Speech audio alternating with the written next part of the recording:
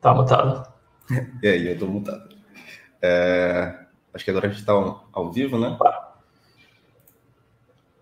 Só um segundinho. Beleza. Então, pessoal, estamos aqui em mais em uma mesa do nosso querido evento Python Brasil. E esse ano, devido à situação de pandemia, nós estamos realizando ela online, certo? Então, vamos começar. Primeiro de tudo, eu me chamo Patrick Mazzulo, e ao meu lado aqui está o Gustavo Carvalho. Eu sou o atual diretor-presidente da Associação Python Brasil, e o Gustavo é o nosso diretor de comunicação. E vocês devem estar se perguntando, que é uma pergunta bem comum, o que é a PIB, né? E aí agora eu vou convidar o Gustavo para falar aqui um pouquinho sobre o que é a PIB, e assim a gente dá prosseguimento, que nós temos convidados muito importantes na história da nossa comunidade aqui também. Gustavo. Oi. Então, vou começar. Eu tô com um problema, não tô ouvindo o Mazzulo, mas vou começar por aqui. Beleza. Me apresentando, eu me chamo Gustavo Carvalho. Eu sou o atual diretor de marketing e comunicação da Associação Python Brasil. Mas o que é a PIB, né? A PIB é basicamente uma organização que foi fundada em 2007 com o objetivo de ajudar as comunidades relacionadas a Python pelo Brasil. Então, é basicamente uma ONG que provê toda a infraestrutura necessária para fomentar a linguagem pelo país. Mas como que a gente faz isso? A gente faz isso através de organização de eventos, de palestras, de minicursos, mas a PIB em si, ela não necessariamente organiza esses eventos. O que a gente faz é fornecer toda a infraestrutura necessária para as comunidades possam organizar esses eventos. Então, a gente fornece toda a infra legal, contábil, por exemplo, para que as pessoas que estão organizando o evento possam negociar com um patrocinador ou com um fornecedor, então, entre aspas, um CNPJ à disposição da comunidade. Então, é uma ONG que vai ter um CNPJ para dar credibilidade para uma pessoa chegar e negociar, por exemplo, com um fornecedor ou com um patrocinador para conseguir arrecadar fundos para organizar um evento. Nós já temos todo um aparato pronto para auxiliar essas pessoas que querem organizar eventos pelas comunidades pelo país, certo? Um outro papel da PIB também é a coordenação de esforços para promoção e marketing da linguagem. Então, é basicamente levar o Python para o máximo de pessoas e lugares que a gente puder. Levar para comunidades, levar para faculdades, para empresas que ainda não conhecem. Então, um outro objetivo é basicamente difundir o uso da linguagem e apresentar para o máximo de pessoas que a gente conseguir. A gente também organiza bases de conhecimento colaborativas, como o Wikis, ensinando, por exemplo, coisas como uma pessoa começa com Python, ou como eu, membro de uma comunidade X, posso organizar um evento com a ajuda da PIB. Então, a gente tem essas documentações para que as pessoas possam, por exemplo, eu quero organizar uma Python Nordeste, quero organizar uma Python Brasil, o que eu preciso e como a PIB pode me auxiliar nesse processo. Então, a gente já tem toda essa documentação fácil e pronta, acessível para que as pessoas possam ver. A PIB também funciona para fortalecer a comunidade Python pelo Brasil. Então, basicamente, esse, assim, entre muitos dos papéis da PIB, o objetivo principal é esse, é fortalecer a comunidade Python no Brasil. E como você, pessoa, pode participar desse processo? Como você pode fazer parte da PIB? Basicamente, você pode se associar, se tornar um associado da Python Brasil, que aí, o que significa ser um associado? Você vai fazer um cadastro no site, vai pagar uma anuidade, e aí, a partir daí, você se torna um associado. Mas o que você pode fazer enquanto associado?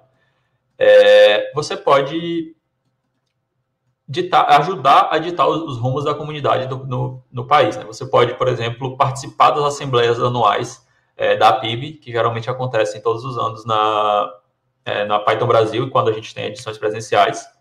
Então, você pode participar dessas assembleias para saber o que está sendo discutido, o que está sendo votado. Você, inclusive, pode votar e ser votado para cargos de direção na PIB. Então, todos os anos a gente tem uma assembleia e a cada 2 anos, nessa assembleia, nós temos a eleição de uma nova chapa que vai ficar à frente da comunidade da PIB pelos próximos 2 anos. Então, você, enquanto associado, você pode se candidatar a um cargo de direção ou votar nas pessoas que estão se candidatando para cargos de direção da PIB. Você também pode votar na escolha da cidade sede do evento da Python Brasil. Então, sempre nessa assembleia é onde a gente vota a escolha das cidades para os próximos 2 anos. Então, você também pode participar, ajudar a tomar essa decisão.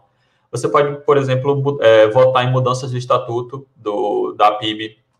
E, por fim, você pode ainda ganhar desconto na inscrição da Python Brasil. Então, é isso, como eu falei, a gente tem muitos papéis dentro da PIB, mas o objetivo principal é fomentar o uso de Python pelo Brasil. Então, é basicamente isso que é a PIB. Beleza. Consegue me ouvir agora, Gustavo? Continue que eu vou dar um refresh aqui, porque eu não tô te ouvindo. Beleza. Então, pessoal, esse digamos, um resumo bem concreto do que a PIB faz, do que a PIB é. Só que uma coisa que eu sempre acho muito interessante é poder saber o histórico. Isso é o que a PIB está sendo hoje, mas o que a PIB foi antes? Como a PIB começou, né? De onde surgiu essa ideia? E daí, tendo isso em mente, a gente trouxe essa ideia de trazer algumas pessoas da comunidade que estão há bastante tempo na comunidade, fizeram parte tanto da criação da PIB quanto de alavancar a comunidade Python aqui no país, para dar um pouco dessa história para a gente, sabe? Vai ser interessante também deixar isso gravado para que outras pessoas também depois consigam ver isso. E aí, Gustavo, você está me vendo agora? Agora foi. Beleza. Então, beleza. Vou começar aqui a chamar os convidados. Temos aqui na nossa lista Luciano Ramalho, grande professor. Obrigado. Luciano, dispensa apresentações, mas mesmo assim, queria que você fizesse uma mini apresentaçãozinha para quem ainda não conhece você. Bom, eu trabalho com programação há mais de 30 anos e com desenvolvimento web há uns 20 anos. E agora eu sou consultor na ThoughtWorks, mas eu sou mais conhecido como a pessoa que escreveu o livro Python Fluente, que foi publicado em vários países. E agora eu estou trabalhando na 2ª edição dele e eu estou muito contente de estar aqui, porque a PIB foi uma das coisas mais legais que eu ajudei a construir na minha carreira. E tenho amigos para a vida inteira que eu fiz nesse processo. Então, muito obrigado pela oportunidade de estar aqui com vocês. Prazer é nosso. Segundo convidado, Érico Andrei. Olá a todas e a todos. Bom dia, Brasil. Boa tarde, Prússia e os membros da Python Brasil Berlim, que a gente tem um fork aqui não vou dizer um fork, uma especialização da comunidade. Eu trabalho com tecnologia há 25 anos, já denunciei idades, fiozinhos brancos aqui. Estou na comunidade de Python desde 2003, sou um dos cofundadores da Associação Python Brasil. Inclusive, a gente tentou a ideia de ser Fundação Python Brasil. Então, quem tem aquela camisa da Fundação Python Brasil vale um dinheiro hoje. E hoje eu sou cofundador e CTO da Pendect, então pendect.com, aqui em Berlim. Muito bacana. Você fez uma palestra ontem, né, sobre um tema relacionado. Exatamente, eu falei sobre a experiência na Pendect, então quem puder ver o vídeo, foi ontem na PEP 8, a primeira palestra do dia, às 3h. Show de bola. Nosso terceiro convidado é o grande Oswaldo Santana. Olá, pessoal. Aí, bom dia, Brasil. Boa tarde, Alemanha. Bom, pessoal, meu nome é Oswaldo. primeiro aqui eu vou fazer uma coisa que eu adorei, que vocês implantaram aí durante a conferência, que é a autodescrição, né? Eu sou homem branco, com aparência arredondada, barba grisalha para branca, também cabelo grisalho, e o cabelo está se despedindo. Estou com uma camiseta cinza, fone de ouvido, no porão da minha casa, onde vocês vão ver uns equipamentos de iluminação no fundo, porque eu estou pretendendo virar youtuber aqui. Atualmente eu sou CTO de uma empresa que faz broadcast de esportes equestres, mas não entendo nada de broadcast, não entendo nada de cavalo, e eles usam PHP que eu também não entendo nada. Eu não sei porque que eles me contrataram. Eu moro aqui na Alemanha, tenho envolvimento com a comunidade Python desde 2000. Eu fui um dos criadores, um dos primeiros moderadores da lista de discussão Python Brasil, onde os programadores Python se reuniam naquela época. Também criei o primeiro site de Python, oficial de Python, que depois virou python.org.br, e eu acredito que ainda exista a wiki dessa época dentro do domínio do site. Não estava envolvido diretamente nas primeiras discussões que deram origem à ideia da associação Python Brasil. Foi eu acho que o Luciano Ramalho vai contar isso em mais detalhe, talvez o Érico também. Foi numa reunião ou numa conversa durante um FISLI. Eu provavelmente não estava nesse FISLI, mas fui envolvido poucos dias depois ou poucas horas depois da ideia ter nascido, e aí, a partir daí, eu me envolvi no trabalho da fundação da Associação Python Brasil, que, sim, a ideia era que fosse uma fundação, mas aí a gente descobriu que precisava ser rico para ter uma fundação, e aí a gente mudou de ideia, porque a gente não era rico ainda. Agora a gente mas naquela época não era. Boa. Vou te chamar agora a nossa quarta convidada, que é a Tânia. Está aí? Olá. Você está no mudo. Tá mutada ainda. Continua no mudo. Continua no mudo. Oi, gente, desculpa. Agora vai. Sorry. Bom dia, Brasil, acha? Bom dia, Brasil. Aqui tem que falar baixo, que o pessoal tá dormindo, são 5 da manhã, 5h12. Nossa. Bom dia, Canadá. Aproveitar o gancho aí dos meus amigos, eu vou copiar o final da fala do Luciano Ramalho, que realmente essa comunidade só me deu a oportunidade de realmente conhecer bons e grandes e longos amigos de longas datas. Foi muito... fazer assim. A gente ficou batendo um papo antes de vir aqui para testar o áudio e assim, dá vontade de chorar, assim, de ficar falando com eles, assim, muito bom. Então, meu nome é Tânia Andréia, eu sou mulher, cabelo castanho, liso, tô com uma blusa vinho, meio de frio, assim, o suéter, eu acho, assim, porque aqui é meio friozinho. Aqui eu estou no meu cantinho favorito, onde eu costumo estudar, minha mesa de estudo. Essa bandeira do Canadá não foi feita propositalmente, não. Ela fica sempre aí com algumas coisinhas que eu gosto. Meu prêmio do Oneres, o prêmio do Exército, algumas outras condecorações aí, e rapel, foto de rapel, algumas coisinhas que eu gosto. Minhas plantinhas. Bem, hoje eu sou só uma freelancer e estudante. Estou tentando imigrar para o Canadá. E esse projeto, agora eu mudo de status no final do ano, então é um projeto que já tem 2 anos e meio que eu estou morando aqui, quase 3 já. Gosto muito daqui, meus filhos estão adaptados, tenho uma filha de 8 anos, um filho de 11, casada. O que mais? Profissionalmente, geralmente eu sou IT Coordinator, ou tipo, coordenadora de TI.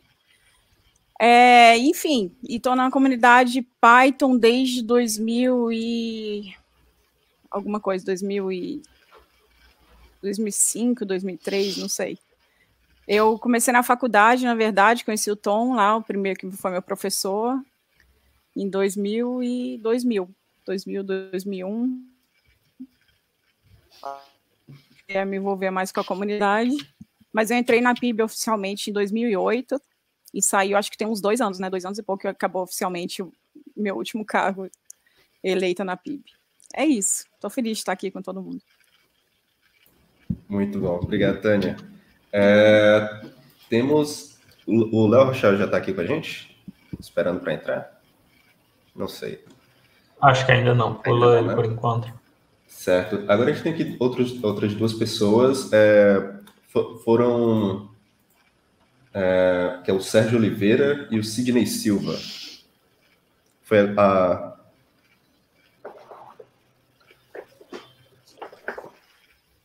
Olá, pessoal. Olá, bom dia. Bom dia, pessoal. Bom, contente de estar aqui também com todo esse pessoal. Matar saudade um pouco. A Tânia, quando eu tava fazendo o áudio teste, a Tânia não estava ainda. Foi com o Oswaldo, com o Érico, com o Sidney que a gente fez o áudio teste. Bom, sou Sérgio Oliveira, também conhecido como Seocan, ou mais conhecido como Seocan. E estou na comunidade desde 2004. Eu tô aqui no meu cantinho, no quarto de hóspedes da casa que virou meu home office durante a pandemia e de agora em diante vai ser home office. Sou homem, branco, de cabelo preto e tô de coque samurai aqui, porque o cabelo cresceu muito na pandemia, eu não cortei ainda. Trabalho na Liber Capital, sou CTO da Liber Capital. E conheci boa parte do pessoal aqui no PyCon Day, na Unicamp. E antes existia a Python Brasil, né? Ou digamos que foi a primeira Python Brasil, apesar de ser PyCon Day, e eram 2 dias, não um dia só. E, enfim, outras pessoas acabei conhecendo no dia da fundação da associação, né? Entrei, acho que eu era o único estudante que fazia parte do grupo que fundou a Python Brasil. E aí, na época, eu lembro que eu me preocupei muito em tentar garantir que o estatuto tinha regras que eram de acordo para estudantes, já que tinha uma categoria estudante na associação, né? Então, bons tempos, muito legal. Valeu, pessoal. Legal. Oi, pessoal. Obrigado, Sérgio. Sidney. Eu tenho uma história longa aí com a Python Brasil, mas meio que nos bastidores. Quando a gente começou uma empresa lá no Rio Grande do Sul, lá em Caxias do Sul, ainda como estudante da faculdade, eu, o Dornelles, o Fabiano Weimar, e mais o pessoal. E a gente não tinha ideia de que linguagem de programação a gente ia escolher. A maioria deles programava em PHP, eu também programava em PHP. E alguém deu uma ideia assim, vamos pesquisar a linguagem Python. Tem um artigo numa revista aqui, que vocês acham da gente dar uma estudada nisso. E aí que começou nosso envolvimento com a linguagem Python e com a comunidade Python no Brasil. Posso ajustar o volume aqui, sim, sem problema. Ou falar mais perto também, né? Então, como eu estava falando, quem se envolveu mais, quem acabou se envolvendo mais com a comunidade foi o Dornelles, ele foi o fundador, digamos assim.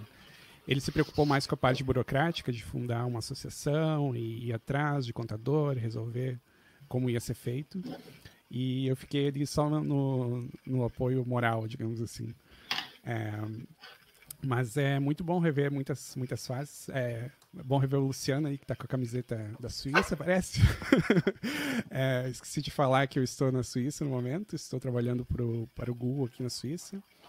E por isso não tenho participado por alguns anos dos encontros da comunidade. Mas muito bom rever todos. Muito bacana. Então, pessoal, sejam todos bem-vindos. E agora, o Rochel já está por aqui? Acho que ainda não, né? Então, beleza. Em algum momento, o Rochel pode conseguir aparecer. Certo. Então, agora a gente pode começar a contar aqui um pouco da história, né? Que uma das primeiras perguntas que sempre me vinha na cabeça, né? falando pessoalmente, antes de eu... Quando eu comecei a me envolver na comunidade, eu comecei a ter um pouco mais de noção do que era a PIB, qual era a importância dela, foi começar a imaginar o que era antes da PIB. Então, no período ali, bem no começo, quando quando começou a surgir e alavancar mais essa ideia da comunidade Python no Brasil, e eventos e tudo mais, porque assim, se surgiu a PIB, veio de uma necessidade, e essa necessidade veio de alguma coisa que estava acontecendo. Alguém pode começar a falar alguma coisa sobre isso? Vamos lá, Luciano. Bom, fala. Eu posso falar um pouco. Uma das coisas que eu acho interessante na comunidade Python do Brasil, talvez, é que a maioria das pessoas que estavam envolvidas no começo usava Python, mas através de outras ferramentas que eram consequentemente baseadas em Python, né? O Luciano, o Érico, esse pessoal que começou a se envolver logo no começo, e nós também, eu, Dornelles, lá no Sul, a gente usava o Zope, que é um framework de aplicação de criar websites e ferramentas web, né? Que é baseado em Python. E meio que foi por aí que começou o nosso envolvimento. E no começo, a gente se encontrava, geralmente, por exemplo, no Fórum de Software Livre, em Porto Alegre, como uma comunidade Zope, como uma comunidade Plone, que depois surgiu mais além, mas depois que surgiu a ideia de expandir esse horizonte para se tornar uma comunidade Python. Né? Até inclusive... o momento... Sidney, pode falar. só te interromper aqui, lembrar que o primeiro site da comunidade Python, na verdade, era em Plone, né? Era o Tiezope, feito pela Rafa e Jean, começou lá em Juí. Exatamente. Então, é isso mesmo.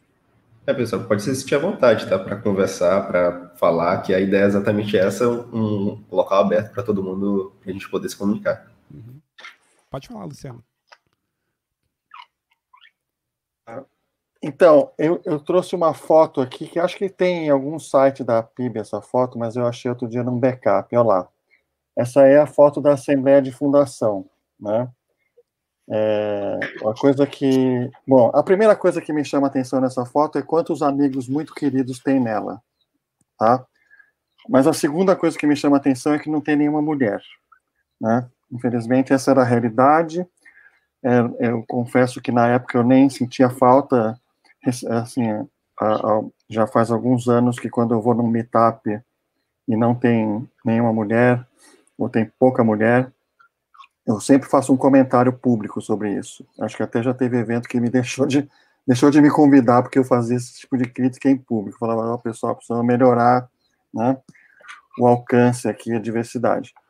Mas tem muitas pessoas muito queridas, né, que já foram mencionadas. O Dornelles, para quem não conhece, é aquele que está agachado, segundo da direita para a esquerda, com a camisa Python branca, de barba.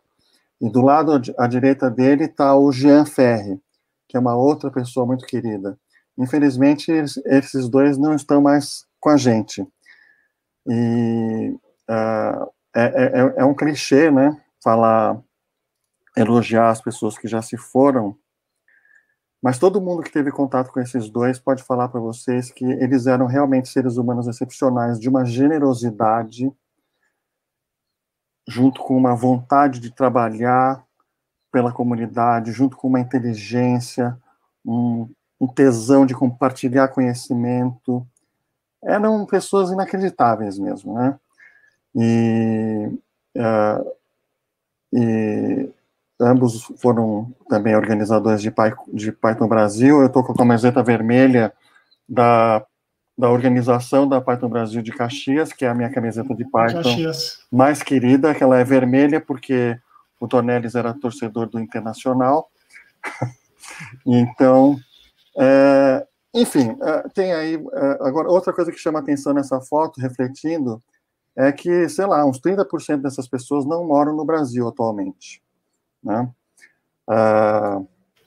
Mas, sei lá, eu não quero falar muito. Eu quero voltar à pergunta do Mazulo, né? A pergunta do Mazulo sobre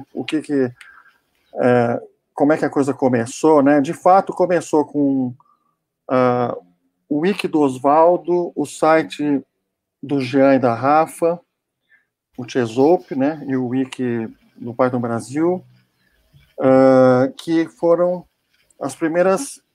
E tinha a lista de discussão também, que era no Yahoo Groups, que era moderada pelo Oswaldo, que ele mencionou. Brilhantemente moderada pelo Oswaldo. Sim.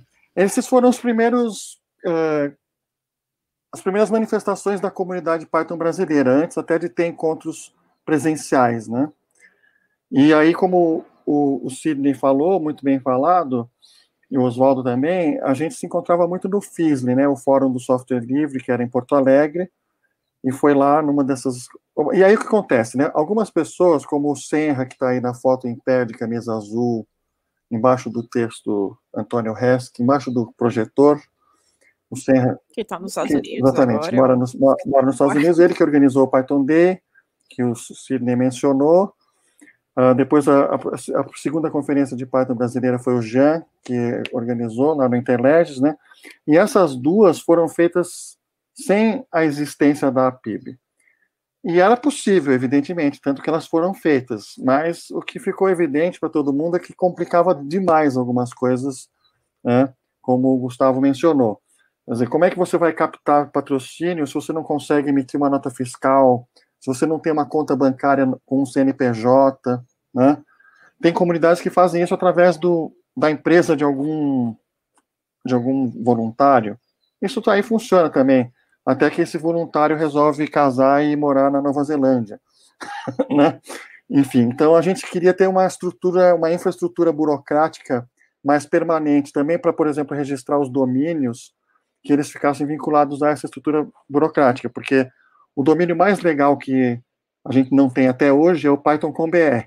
O Python.com.br foi registrado pelo Gustavo Niemeyer, mas na verdade ele não tinha, não sei lá o que ele não tinha na época, e ele pediu para um amigo registrar. Então o Gustavo sempre quis dar esse domínio para a gente, ele nunca conseguiu fazer isso acontecer, porque não era nem dele. Eu trabalhava com o Gustavo Niemeyer e ele mencionou para mim que a gente, na época, para registrar um domínio com o BR, você precisava ter um CNPJ, o registro BR exigia isso. E ele não tinha um CNPJ, então um tio dele que tinha uma loja de lustres registrou. Então o primeiro domínio do Python com o BR era registrado com uma loja de lustres. É fundo de garagem mesmo. Então, nós comentário, mas a ideia é brilhante, né? Nós estamos aí isso aí é uma sala de uma ONG, eu até esqueci o nome da ONG, a ONG não existe mais, mas foi uma ONG que foi fundada por um amigo meu, e eles emprestaram esse auditório. E eles também emprestaram o estatuto deles, que serviu como template para muitas coisas. Nós editamos profundamente, mas a gente tinha uma base de um estatuto de uma ONG que estava funcionando. E a gente tentou abrir a PIB em São Paulo. Só que o jeito que a burocracia funciona para abrir uma ONG, porque não é a mesma coisa que abrir uma empresa. Abrir uma empresa tem uns templates mais rígidos e tem mais pessoas que entendem disso, inclusive nos cartórios, mas para abrir uma ONG é mais complicado. E o cartório, a gente mandava o estatuto, eles falavam, o artigo 3º está inconsistente com o Código Civil. Aí eles devolviam. Aí a gente corrigia o artigo 3º, aí a gente mandava de novo, eles falavam, então, o artigo 7º está inconsistente com o Código Civil. A gente fez várias tentativas disso, e aí, finalmente, o Dornelles falou, não, deixa comigo, que eu tenho uma contadora muito boa em Caxias. E aí ele pegou, basicamente, o mesmo estatuto que tinha sido rejeitado 3 vezes em São Paulo, em Caxias, o Dornelles fez acontecer. Chegou um colega nosso aí, que demoraram para mandar o link para ele, mas agora está entre nós. Fala aí, Léo. Oi, pessoal, tudo bom? Desculpa a demora aí, coisas em casa. Nada, sem problema, Léo. Bom, todo mundo aqui fez uma mini apresentaçãozinha, você pode se apresentar um pouquinho? Uau, Bom, eu sou Leonardo Rochael Almeida, Léo Rochael, por aí. Eu tenho uma presença muito restrita em mídias sociais, porque eu basicamente olhei para minha inbox de e-mail e falei assim, se eu não consigo debastar isso aqui, que adianta eu ficar me expondo ainda mais nas mídias sociais? Então, eu sou um cara meio de background, assim. O trabalho com Python desde 2000, profissionalmente desde 2001, graças ao Luciano Ramalho, que me empregou na primeira empresa que trabalhava profissionalmente com Python no Brasil. E tenho trabalhado com Python, e principalmente em Python com web, desde então. Muito bacana. E é isso.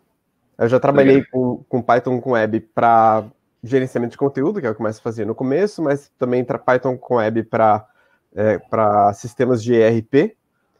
Aí, mais recentemente, estou trabalhando numa fintech chamada Geru. E que é um lugar muito legal de trabalhar, já fazendo comercial aqui. Bacana. Muito obrigado, cara. Bom, Luciano, onde foi que a gente parou, né? Não, pode continuar outra pessoa, já falei muito. Mas é isso aí, essa foto, para mim, ela é muito querida. Ela tem essa indicação da idade dela pela falta de mulheres, e não é tanto tempo assim atrás, né? Isso aí faz quanto? 17 anos, sei lá, não sei, mas por aí, né? Mas ela é uma foto que eu adoro, porque tem muitas pessoas que eu realmente amo como amigos para a vida inteira nessa foto.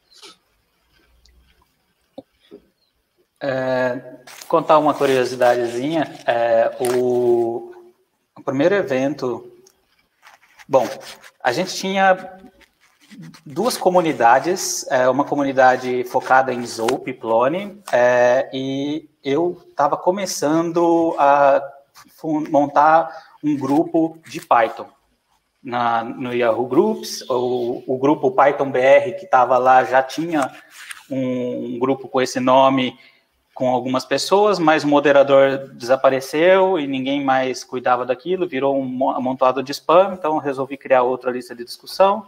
As pessoas foram chegando, muitas pessoas do grupo do Tiezope começaram a participar da comunidade Python Brasil também, e foi nesse momento que eu tomei conhecimento de que já existia um grupo de usuários bastante grande, de usuários Python por causa do Zope. Até aquele momento eu não sabia.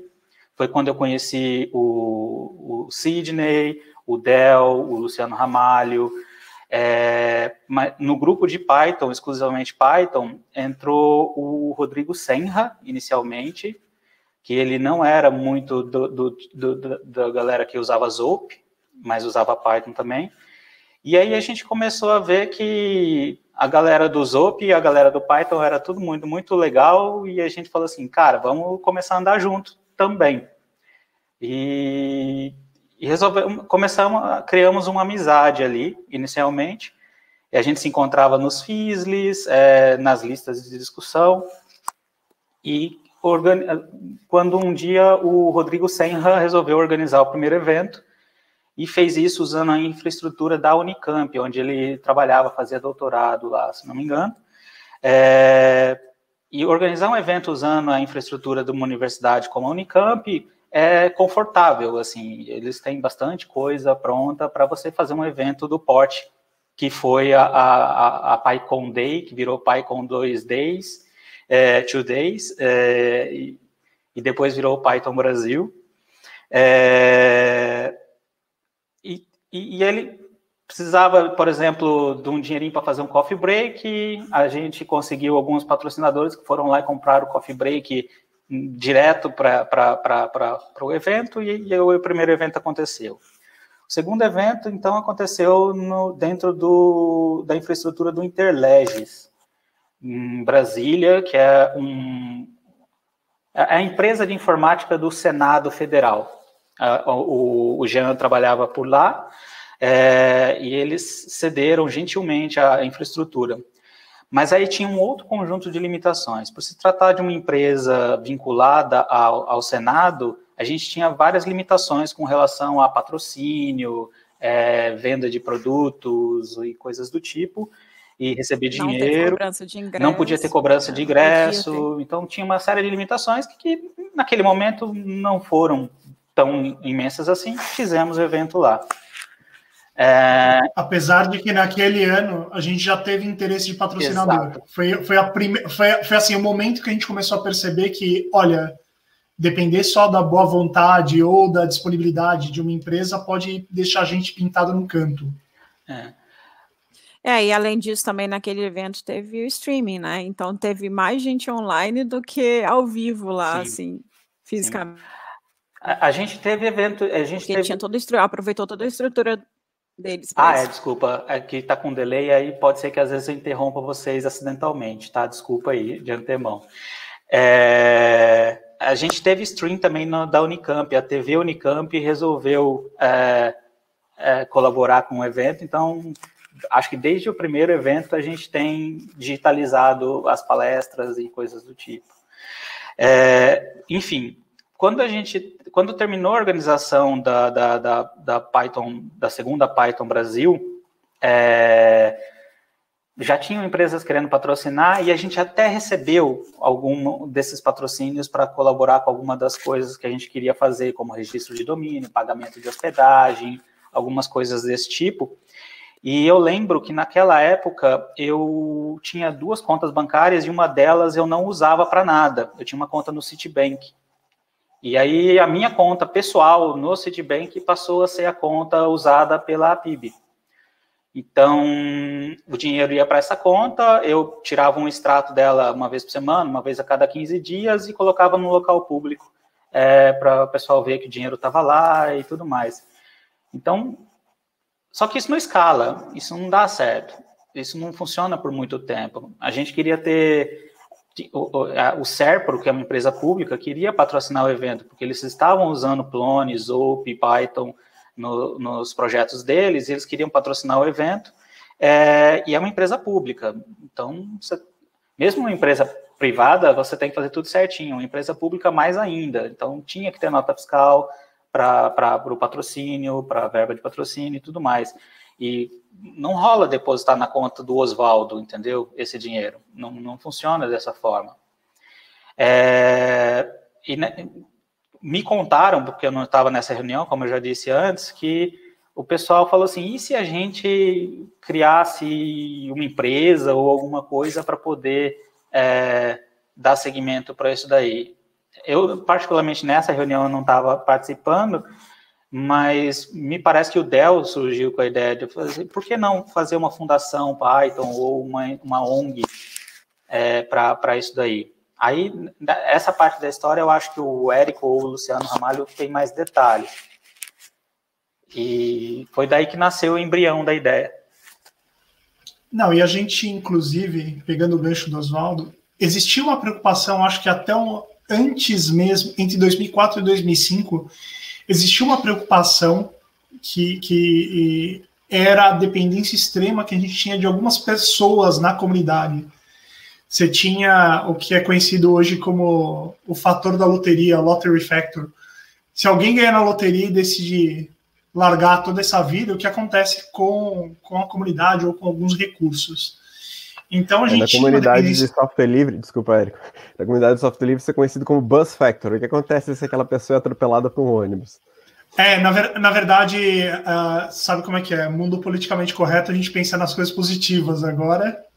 Então a gente está brincando com a história da loteria.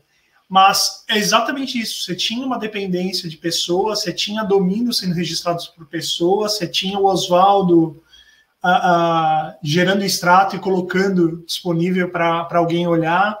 Se nós vamos organizar um evento ou alguém precisa de algum recurso para ir para um evento, era sempre muito mambembe e não documentado, né? E nessas conversas a gente pensou, olha, a gente poderia organizar isso e também ajudar a fomentar a comunidade em outros locais.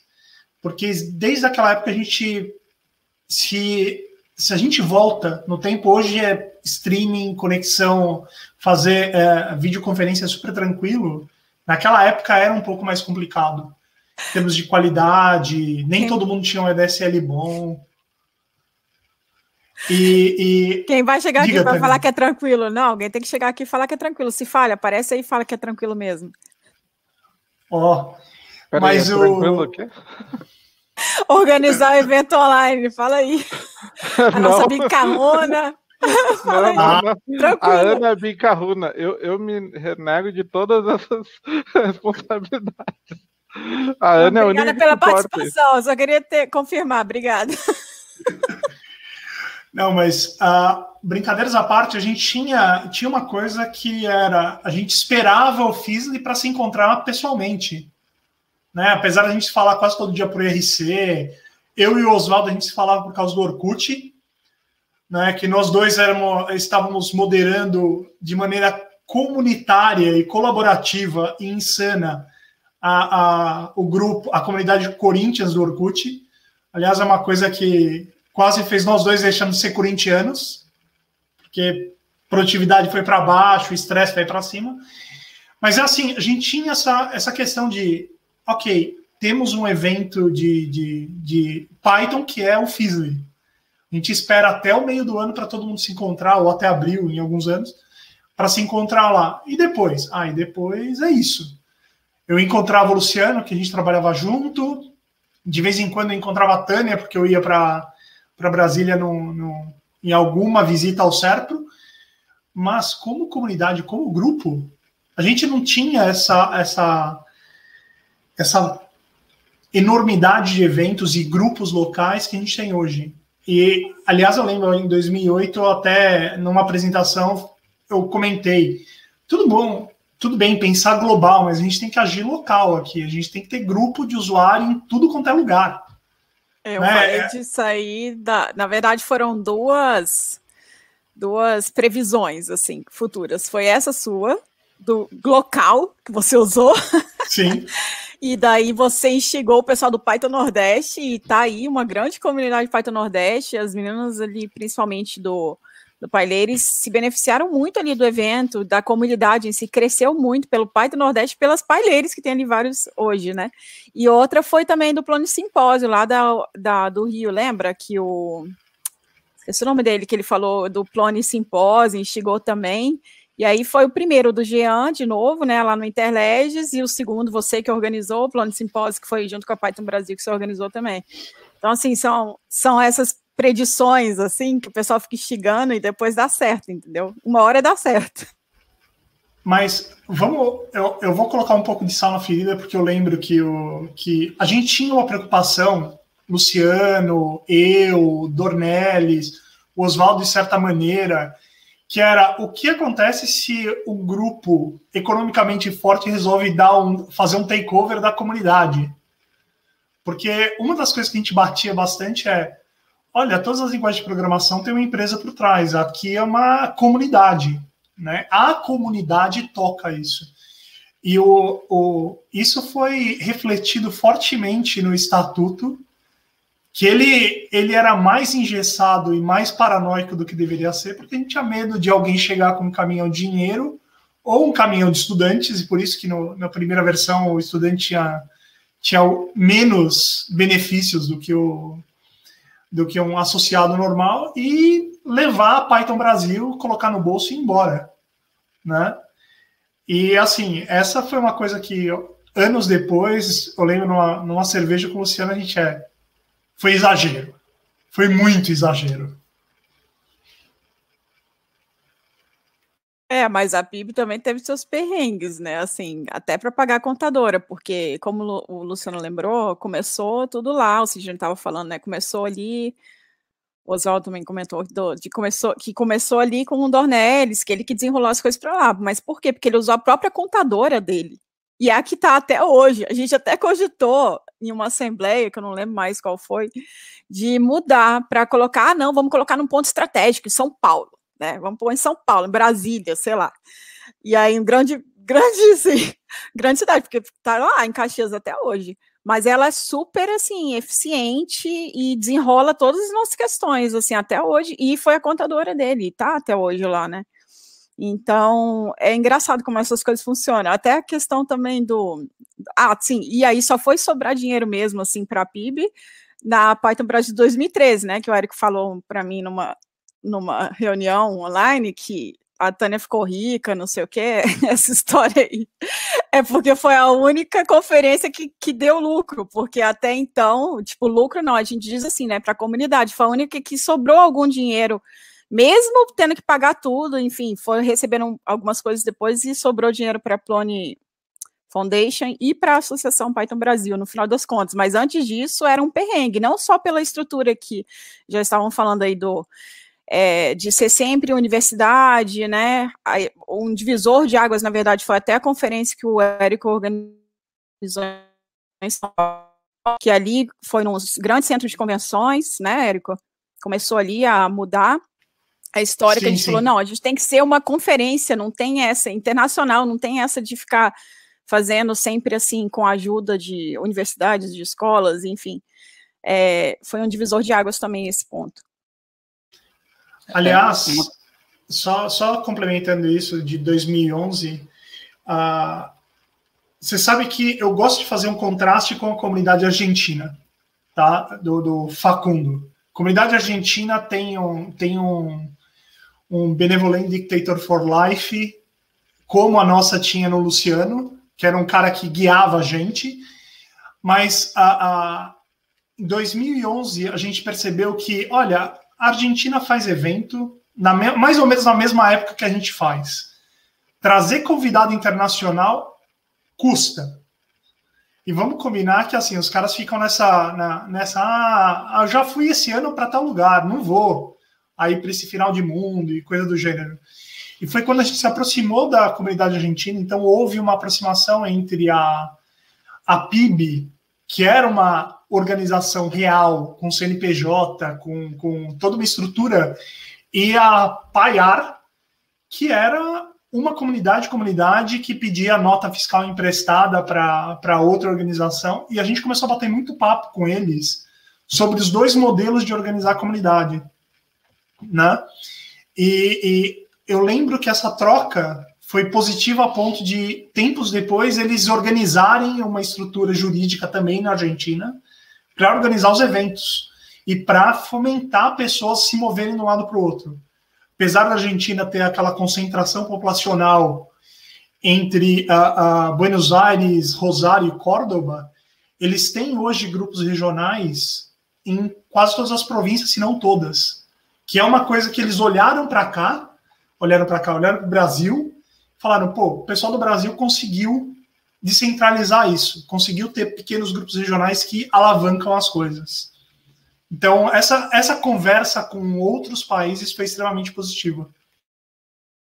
Só dizer uma coisa, a gente fala hoje, olhando para o passado, e a gente fala sobre ter se conscientizado, o que a gente se importava e tal, mas eu vou dizer que naquele momento, aquele monte de gente jovem naquela foto, lá era um bando de gente jovem idealista que tinha um problema para ser resolvido e resolveu se juntar para resolver esse problema.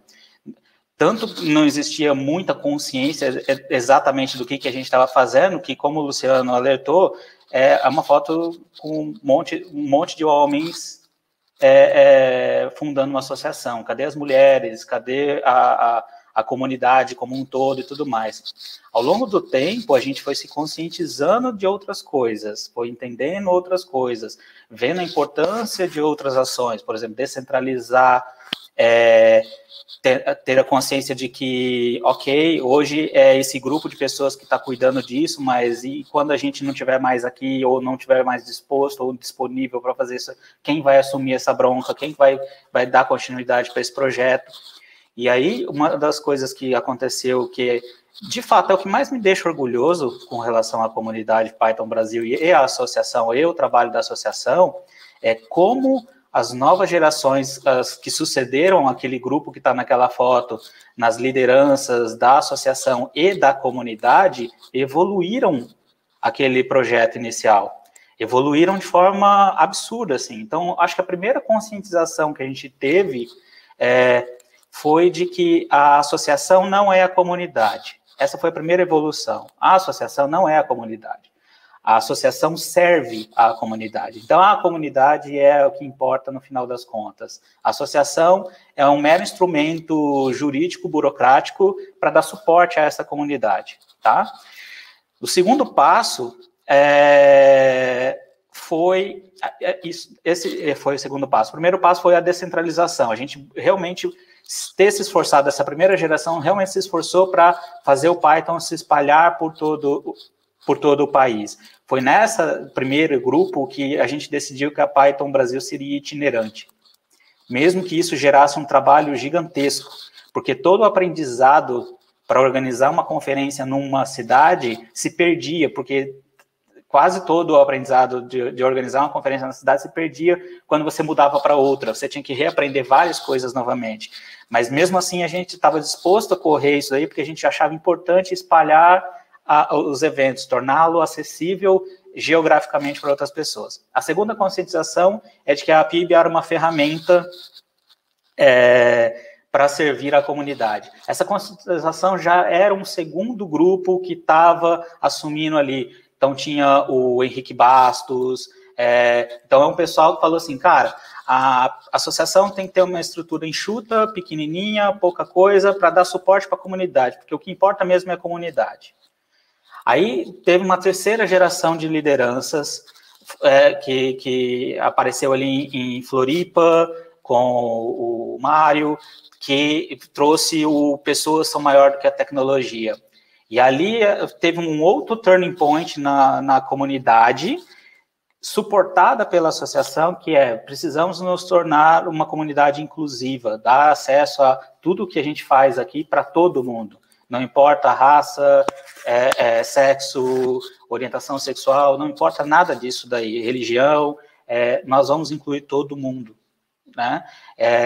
Não foi aquele primeiro grupo, mas daquele grupo inicial, todo mundo ficou mega orgulhoso do que estava acontecendo. A gente sempre ficou muito orgulhoso dos rumos que a associação, junto com a comunidade, tomaram a partir daí.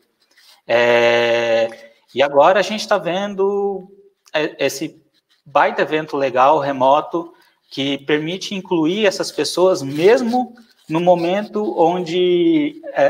permite que elas se abracem mesmo no momento onde o abraço não é uma boa ideia por causa do vírusinho que tem por aí. Tá? Pandemia desgraçada. Mas isso é uma coisa interessante. A gente não tinha toda a consciência que hoje a comunidade tem naquele momento. E por isso a gente pecou em algumas coisas. E a gente foi aprendendo ao longo do tempo. E muitos dos planos até que a gente previa não deram muito certo. Por exemplo, uma das coisas que a gente criou, uma das funções para a criação da PIB era permitir que o controle das coisas burocráticas, domínio, hospedagem, essas coisas pudessem ser passadas de mão em mão para outras pessoas organizarem. Mas, num primeiro momento, quem assumia essa bronca toda era o Del. Ele abraçou para si e cuidava de tudo. E no momento que ele faleceu, que ele deixou a gente aqui, estava tudo com ele, cara. E foi um grande drama, assim, a Associação Python Brasil correu um sério risco de desaparecer naquele momento. Mas aí todo mundo se juntou novamente, aquele grupo se juntou novamente, não, vamos dar um jeito de não perder isso aqui. Aí a gente retomou, foi muito difícil. Uma das coisas mais difíceis que eu fiz na minha vida foi ter que entrar em contato com o PayPal, onde ficava parte do dinheiro da PIB, para transferir a conta para gestão, para o CNPJ, porque estava no nome do Del, da pessoa física dele. E eu expliquei a situação, falei assim, olha, ele faleceu e tal, ele falou assim, a gente pode fazer isso sim, mas você vai ter que enviar o documento, o atestado de óbito dele para a gente. E um dos momentos mais difíceis da minha vida, assim, foi ter que ligar para a família do Del, pedir esse documento para dar seguimento com as coisas da associação, sabe? Desse ponto em diante, eu resolvi fazer, quando eu virei presidente da associação nessa época, e aí eu resolvi focar em tirar das minhas mãos essas coisas, tirar da mão de uma pessoa as coisas. Foi um momento que a gente reescreveu fez uma versão nova, fez uns patches no estatuto. Foi um momento que a gente passou a régua com contador, banco, e aí descobriu que a gente estava devendo um monte de dinheiro de imposto. Foi bem difícil, assim. E aí eu não consegui terminar tudo isso, mas a gestão seguinte continuou o projeto e concluiu e deu seguimento. Então eu não estou mais acompanhando muito de perto, eu acredito que a situação fiscal, financeira da Associação Python Brasil esteja muito mais saudável agora do que era naquela época, né?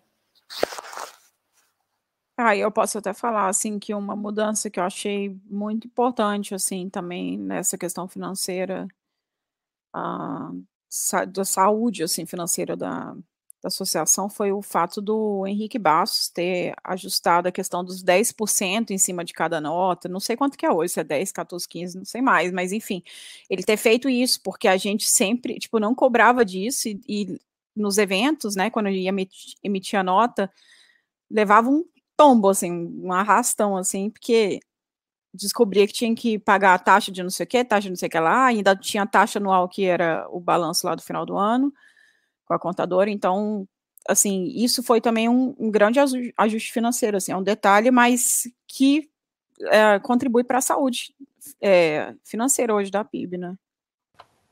Eu acho importante a gente falar, colocar um pouco de foco na era Henrique Bastos da Associação Python Brasil, porque foi um momento foi um outro momento onde a PIB quase morreu. Porque estava todo mundo muito desgastado com a organização da última conferência,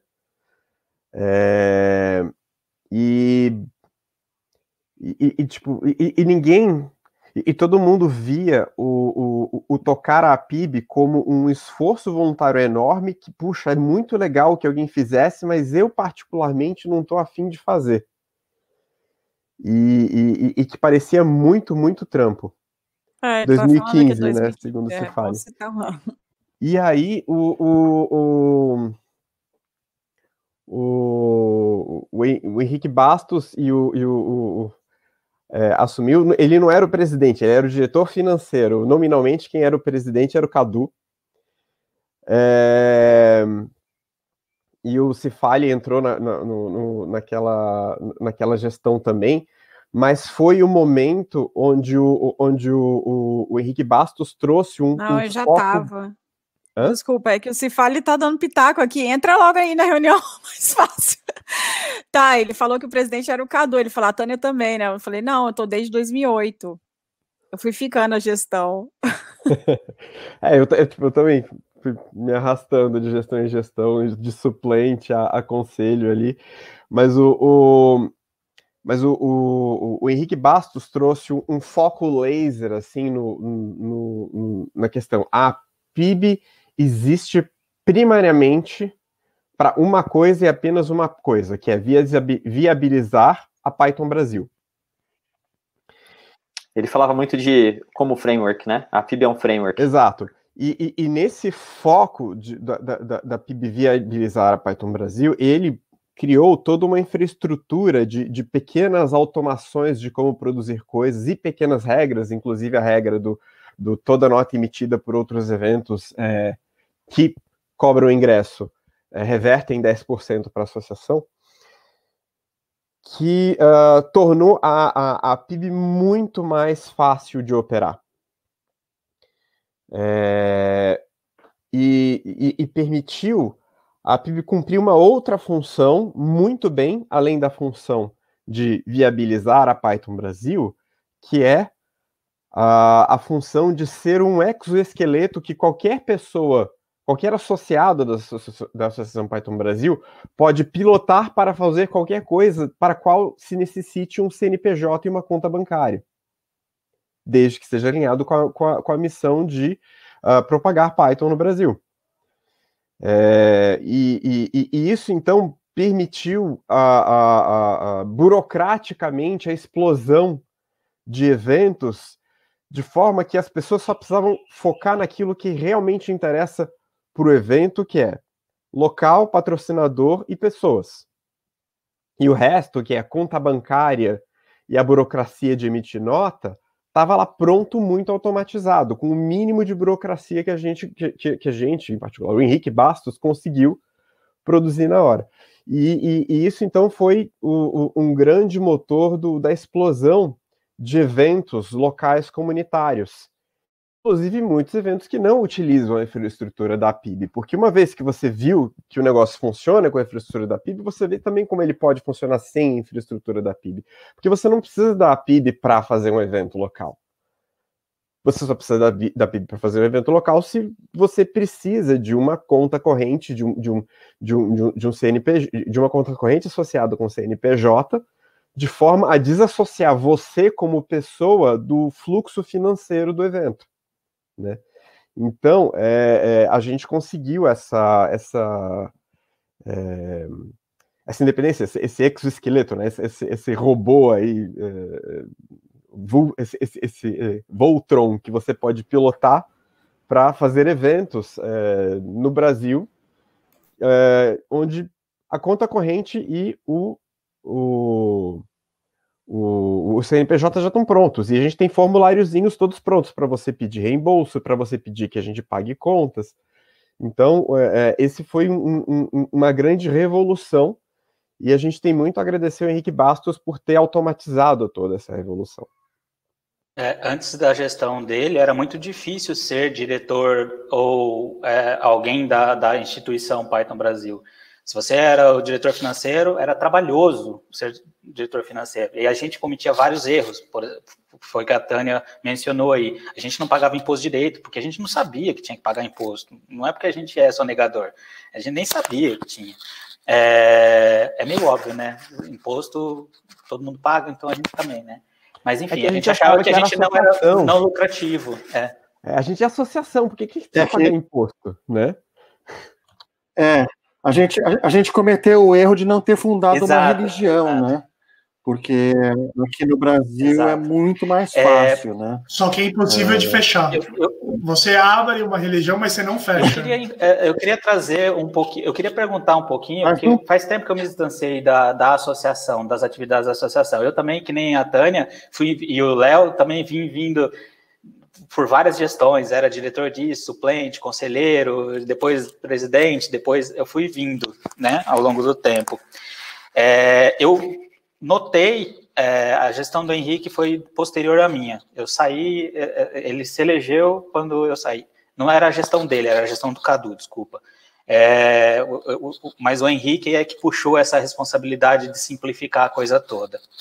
Antes dessas ações que essa gestão aí tomou, era muito difícil você estar na burocracia da Python Brasil. Era muito trabalhoso. E aí você realmente perdia um tempo do seu dia lidando com essas coisas. Época de organização de Python Brasil, então, era um pesadelo. Era um pesadelo, assim. Eu vi que simplificou, mas aí agora eu gostaria de incluir o Mazulo e o Gustavo aqui e perguntar para eles assim, é fácil estar na diretoria da Associação Python Brasil hoje?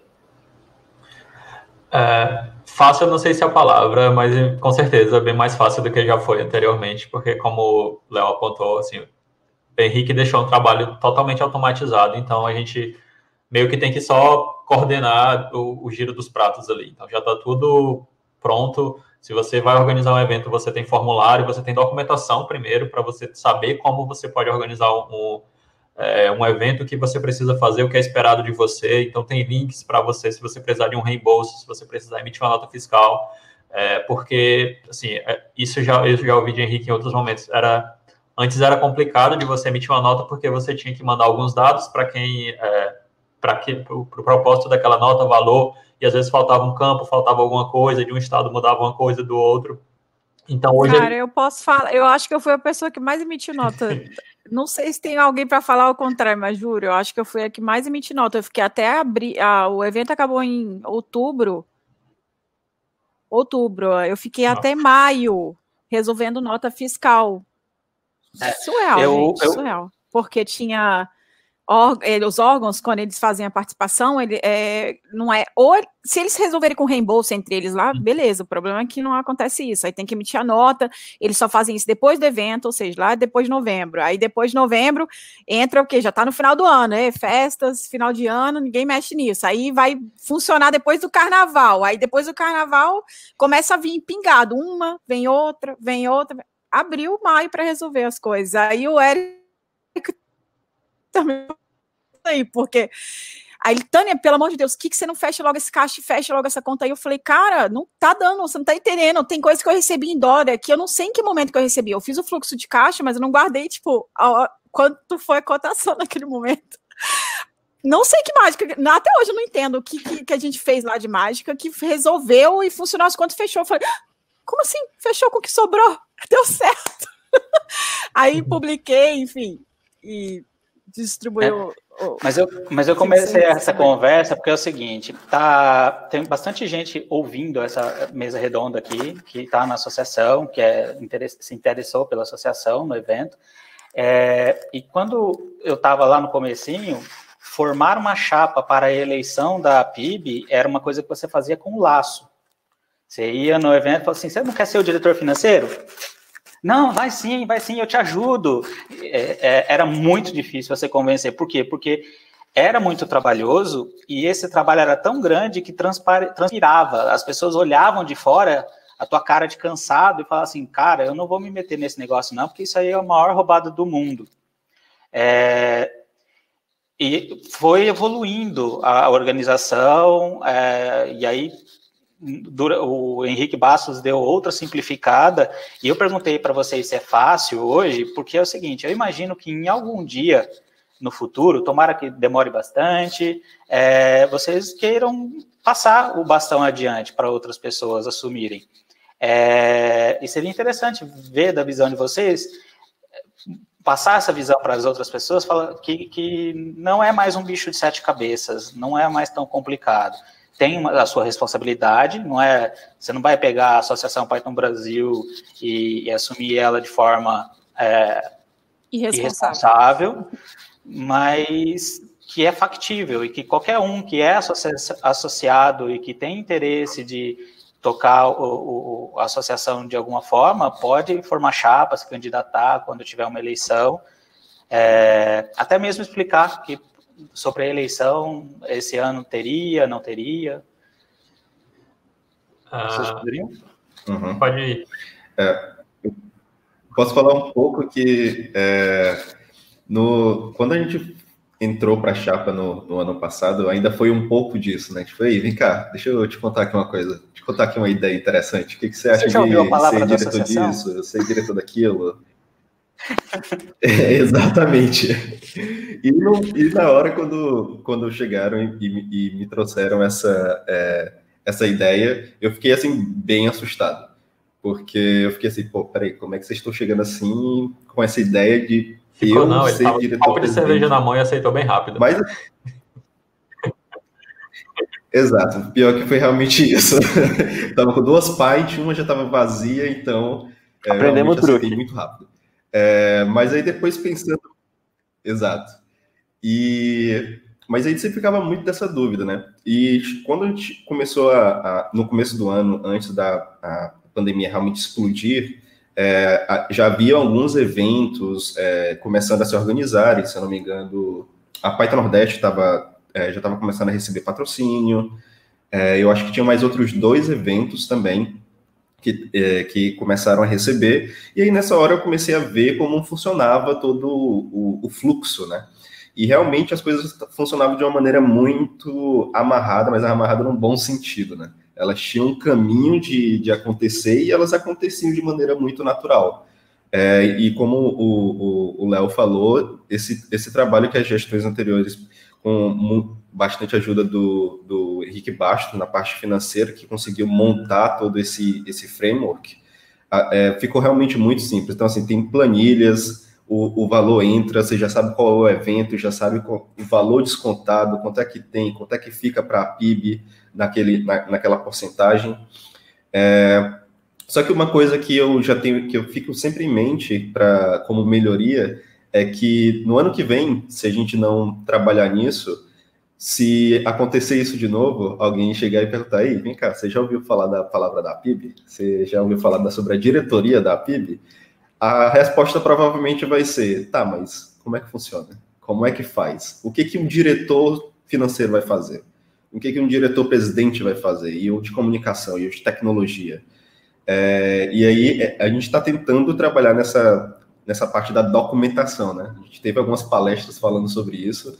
A gente já tem bastante coisa documentada, por exemplo, como organizar um evento. Você tem um Google Docs maravilhoso explicando como fazer evento, como funciona reembolso, como funciona o patrocínio e tudo mais, e emissão de nota fiscal. Mas talvez tudo isso ainda não esteja muito disseminado, né?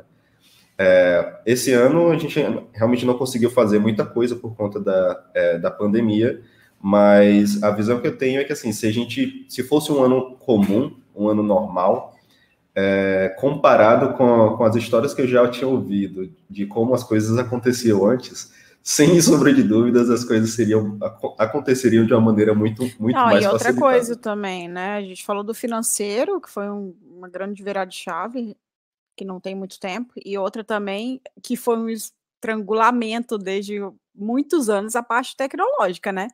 Que aí o Cifali fica dando pitaco aqui no background, mas ele podia entrar também e dar uns pitacos aqui, porque antes disso, o Rudá, o Érico e alguns outros quebraram muito cabeça com sites para manter a infraestrutura, porque era um servidor que a gente mantinha para deixar o site da PIB no ar, era todos os sites das conferências, então para a gente não perder histórico, para ficar no ar também, e tipo, até mudar para a estrutura que é hoje, que a gente migra os sites das conferências para estático e monta uma estrutura para o site, né, que aí a pessoa tem liberdade para fazer o site no que ele quiser.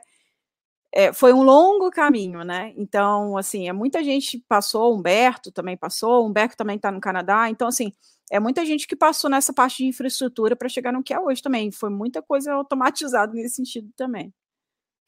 Eu queria só fazer um comentário rápido. Eu dei uma olhada aqui no canal, no Discord, e nós temos duas pessoas que merecem, assim, salva de palmas pelo que fizeram pela PIB também, que estão ali, da nossa geração mais antiga. O RBP, que ele também estava naquela foto, grande R, agora ele é um feliz holandês, não é o fator Alemanha, é o fator Holanda no caso dele, e mais um representante da Python Brasil, Berlim e fator Alemanha de sucesso, né? O Rudá Porto, que durante muito tempo foi eu diria a pessoa mais importante para a gente manter a PIB viva, porque a gente tinha site, tinha tudo, e ele mantinha na base da raça. Apoio do Chiru, obviamente, mas...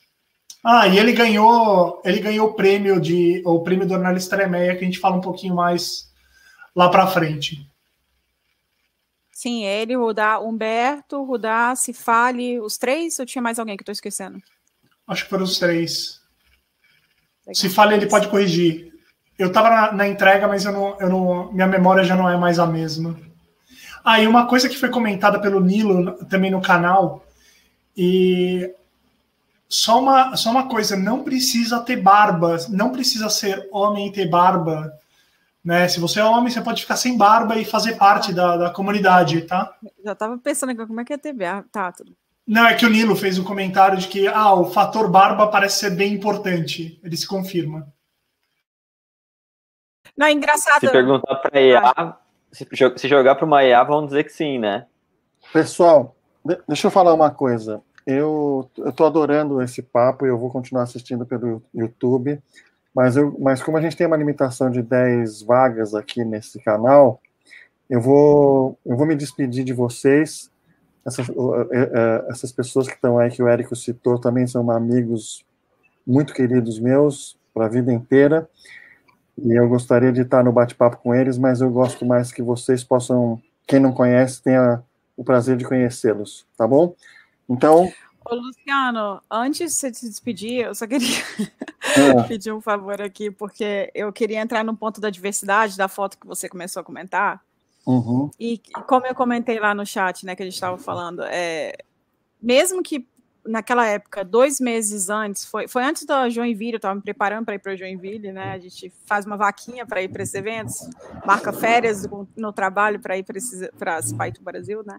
Então, antes mesmo que na verdade antes era PyCon, né? Mas antes mesmo de fazer isso, de me programar para Joinville, eu estava me programando, por exemplo, para ir para a associação, né? O Eric falou aí que a gente fazia era o que era, gente, mas era chat que a gente falava lá, era meia dúzia de pessoas, a gente definia quais eram as palestras, cada um colocava o arquivo com a ordem das palestras lá, qual que gosta mais, 1, 2, lembra? A gente numerava assim, colocava na ordem, tipo, ordenado ali, um arquivo texto e mandava, enfim, aí tinha os scripts lá para decidir quais as palestras que iam ser selecionadas.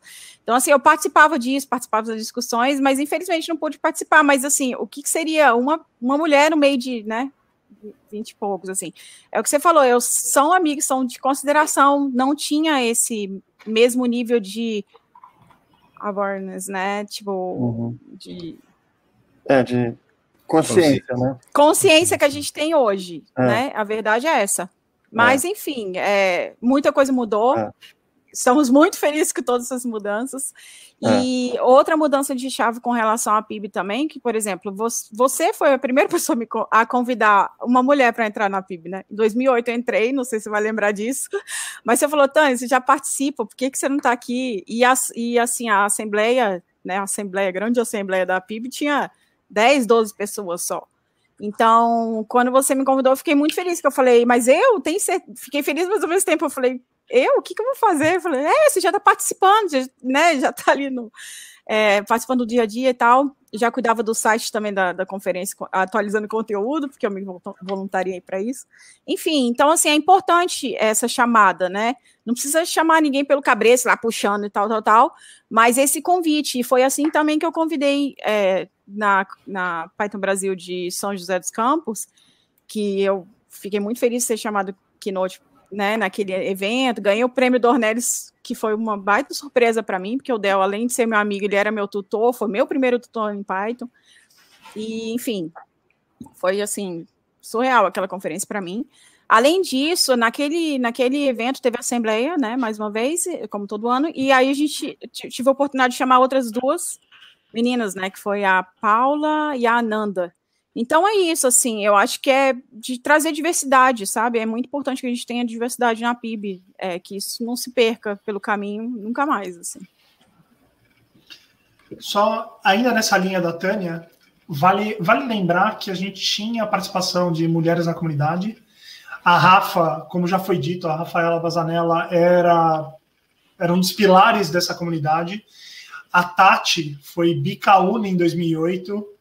Aliás, eu lembro, se eu pudesse eleger a palestra mais sensacional de Python Brasil que me marcou mais, foi a dela em 2007, em Joinville. Foi a primeira vez que eu vi uma caveira 3D passando na mão. Tem foto disso em algum lugar.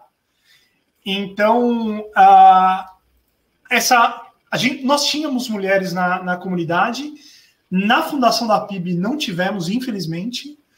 E, sinceramente, eu penso que a evolução que nós tivemos de lá para cá em termos de conscientização, eu agradeço a todo mundo que está envolvido. Muito bacana. Pessoal, a gente tem... acho que o Sérgio ia fazer um comentário, por favor. Sim, só ia fazer um comentário indo nessa linha também das novas gerações, né? Trazer uma coisa que o Jean sempre comentou muito, o quanto que era importante a gente não ficar o mesmo grupo revezando dentro do grupo quem que estava na diretoria. O Jean era um grande estudioso de comunidades, ele vivia dizendo que a comunidade precisa se renovar, e se a gente ficasse no comando ali, as pessoas que estão cuidando da diretoria segurando o cabresto, a gente não ia deixar essa roda girar e pessoas novas virem e renovar as ideias e acontecer essas mudanças que vieram acontecendo nessas gerações de lideranças diferentes. Então, o legal é que isso já tinha essa semente também, dessa cultura, e é importante aí pensar nisso e nessa renovação sempre trazer essa diversidade que a gente está comentando aqui, para que se continue. Faz parte da cultura da associação, faz parte da cultura da comunidade Python como um todo, e não só no Brasil, né? Depois de ir para algumas PyCon, eu percebi que a comunidade de Python é excepcional no mundo todo, e a gente tem que fomentar isso e continuar isso dessa forma. Então, não trago no cabresto, mas, Masulo, acho que faz sentido essa preocupação de começar a trazer as pessoas para perto e começar já a sondar quem pode fazer parte dessas novas gerações aí de lideranças da PIB. Com certeza. Importante. Né? A gente tem aqui mais ou menos quatro perguntas. Eu acho que dá tempo da gente cobrir elas. A primeira é que, assim, acho que a gente não falou muito sobre... Na verdade, o primeiro não seria uma pergunta, seria um tema, que é o prêmio Dornelles Tremere. Tá, deixa eu falar um pouco do prêmio. Primeiro, eu sou eternamente grato ao Dornelles. Ele me incentivou.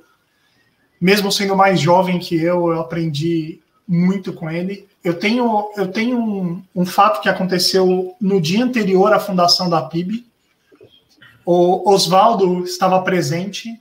Eu dava aula de pós-graduação e o Oswaldo e o Dornelles estavam em São Paulo para a fundação da PIB. E eu convidei os dois para darem uma aula para os meus alunos. E Oswaldo foi lá, deu a aula dele, brilhante. Veio o Dornelles, contou basicamente a história de vida. Foi a primeira vez que eu vi alguém dar uma palestra com um notepad, porque ele só tinha os bullet points ali. Ele contou a história dele e depois da palestra, um dos meus alunos, um cara senhor na época, seus 50 anos, negro, ele veio chorando e falou assim: poxa, muito obrigado, porque eu fiz minha carreira inteira trabalhando em banco e eu achava que não tinha outra opção, e aí vem esse menino e me mostra como a vida pode ser diferente, como você pode fazer escolhas. E o Dornelles, ele tinha essa capacidade de inspirar pessoas. Se você olhar naquela foto, agora naquela foto original da PIB, você vai ver ali um monte de gente, todo mundo sorrindo, mas nós tínhamos nossas diferenças internas. E eu posso dizer tranquilamente que o Dornelles era a unanimidade. Todo mundo gostava do Dornelles, o Dornelles falava com todo mundo. O Dornelles era o cara que batia papo sobre futebol e, ao mesmo tempo, se voluntariava para ajudar a gente às 3:30 da manhã, quando alguma coisa não estava funcionando num projeto pessoal, né? E a melhor definição do Dornelles é de alguém que colocava ajuda ao próximo antes mesmo de pensar em si, antes de pensar em si mesmo.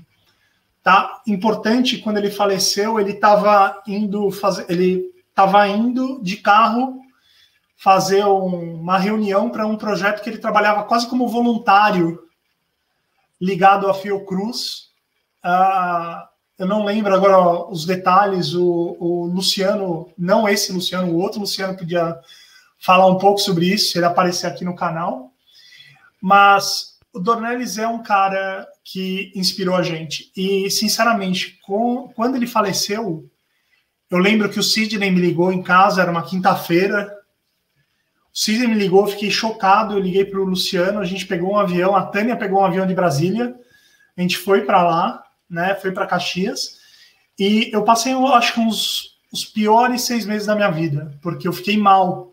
Como foi perder um amigo tão próximo, tão jovem, e alguém que inspirava. E aí, um dia, conversando com o JS, que também está aqui assistindo a gente, conversando com o JS, a gente falou, poxa, a gente podia fazer alguma coisa para lembrar aquilo que o Dornelles era em vida. Porque eu estava organizando a Python Brasil daquele ano, eu estava com uma dificuldade, inclusive, de organizar, porque eu tinha o receio de, isso daqui... Aliás, outro ponto importante, aquela Python Brasil foi organizada porque a gente queria organizar a Plone Conference no Brasil. O Dornelles tinha me pegado pela mão, levado até a Plone Conference, e a gente falou, nós vamos lançar a candidatura. Nós concorremos com o São Francisco, perdendo por 2 votos em 100. Foi um negócio meio chocante, né? E eu tinha me comprometido a organizar a Python Brasil. Eu falei, agora tem que fazer. E aí a gente decidiu fazer o prêmio para homenagear aquelas pessoas da comunidade que se dedicam a auxiliar outras pessoas. As pessoas que se entregam e que se dedicam a educar, a fazer o trabalho voluntário, fazer o trabalho de formiguinha, que parece fácil, mas nunca é. Ok? E com a criação do prêmio, óbvio, os primeiros 2 homenageados eram meio óbvios para a gente. O primeiro é o Luciano, né? E o segundo é o Rodrigo Senra, porque, afinal, a gente estava organizando a Python Brasil de 2011, não teria a Python Brasil, não teria tido PyCons se não tivesse o PyCon Day e aquele primeiro passo dado por ele.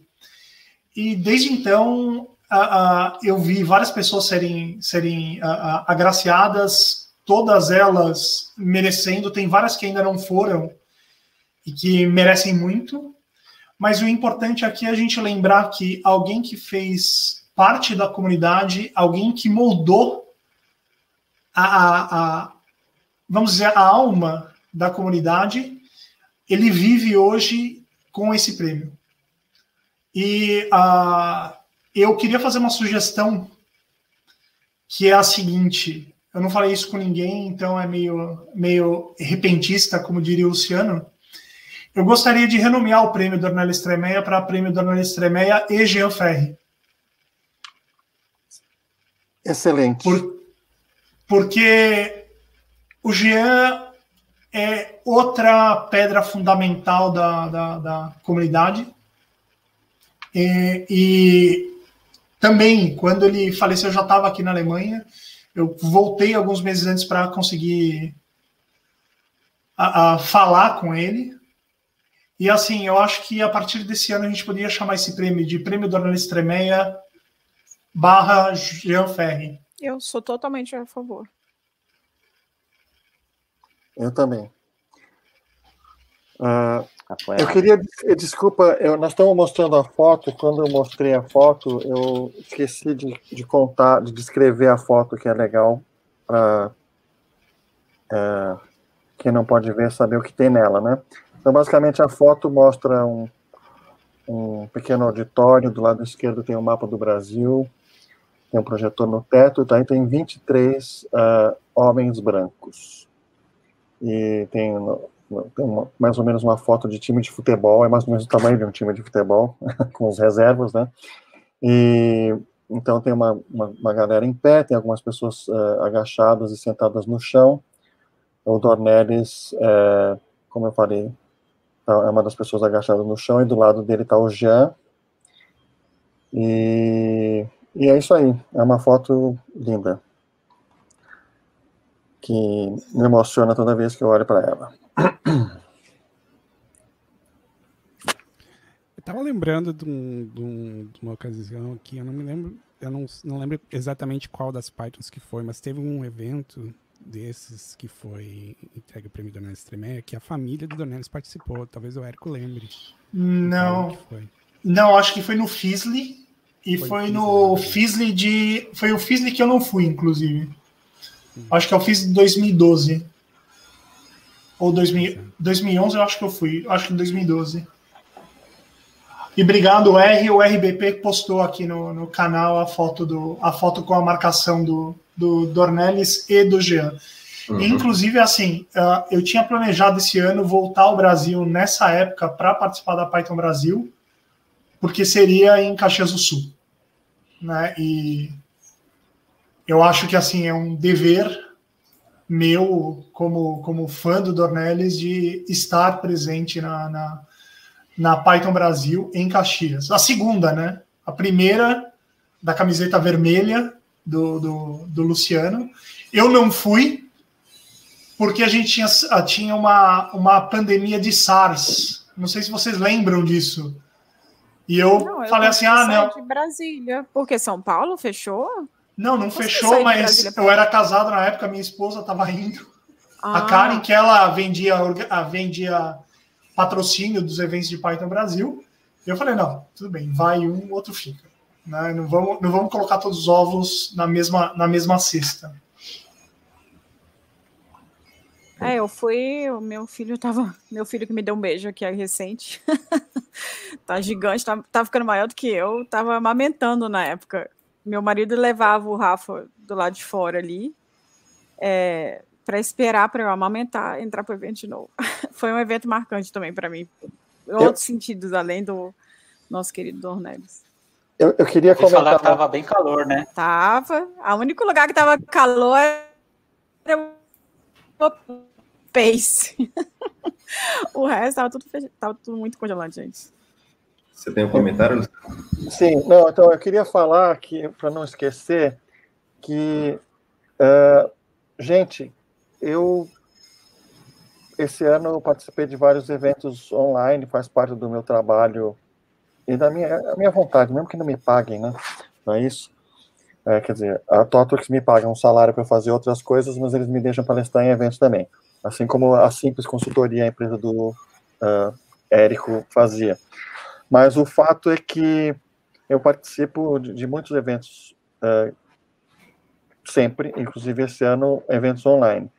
E, gente, é uma coisa que me enche de orgulho tão grande ver essa nossa organização da Python Brasil esse ano online. Que mulheres fantásticas e homens fantásticos que estão ajudando a fazer isso acontecer. Pessoas de todos os gêneros estão fazendo isso acontecer, porque, tá muito melhor do que qualquer evento que eu participei, tá? Simplesmente isso que eu tenho para falar, tá?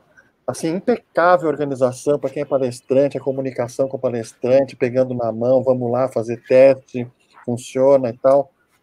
Assim, então, e o fato de que todo mundo da velha geração, quer dizer, melhor, agora de outro jeito, ninguém da primeira geração da PIB tem qualquer relação com a organização dessa conferência, e ela está funcionando de forma tão maravilhosa, com tanta diversidade e tudo, é maravilhoso ver isso acontecer, tá?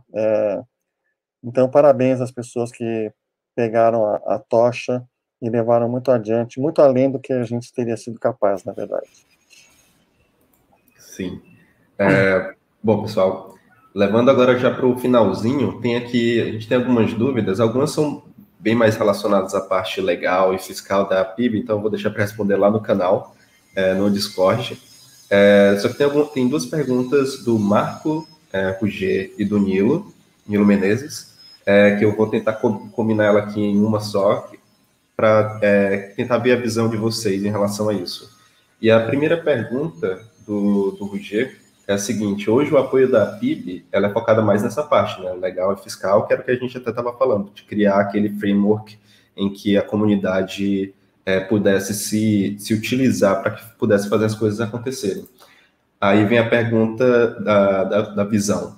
Como vocês veem o papel da PIB nos próximos 10 e 20 anos? Vocês acham que a PIB deveria expandir esse apoio para as outras áreas? E aí, seguindo com a pergunta do Nilo, que se encaixa na mesma linha do Marcos, qual é a visão que vocês têm para hoje da associação? Quem puder comentar.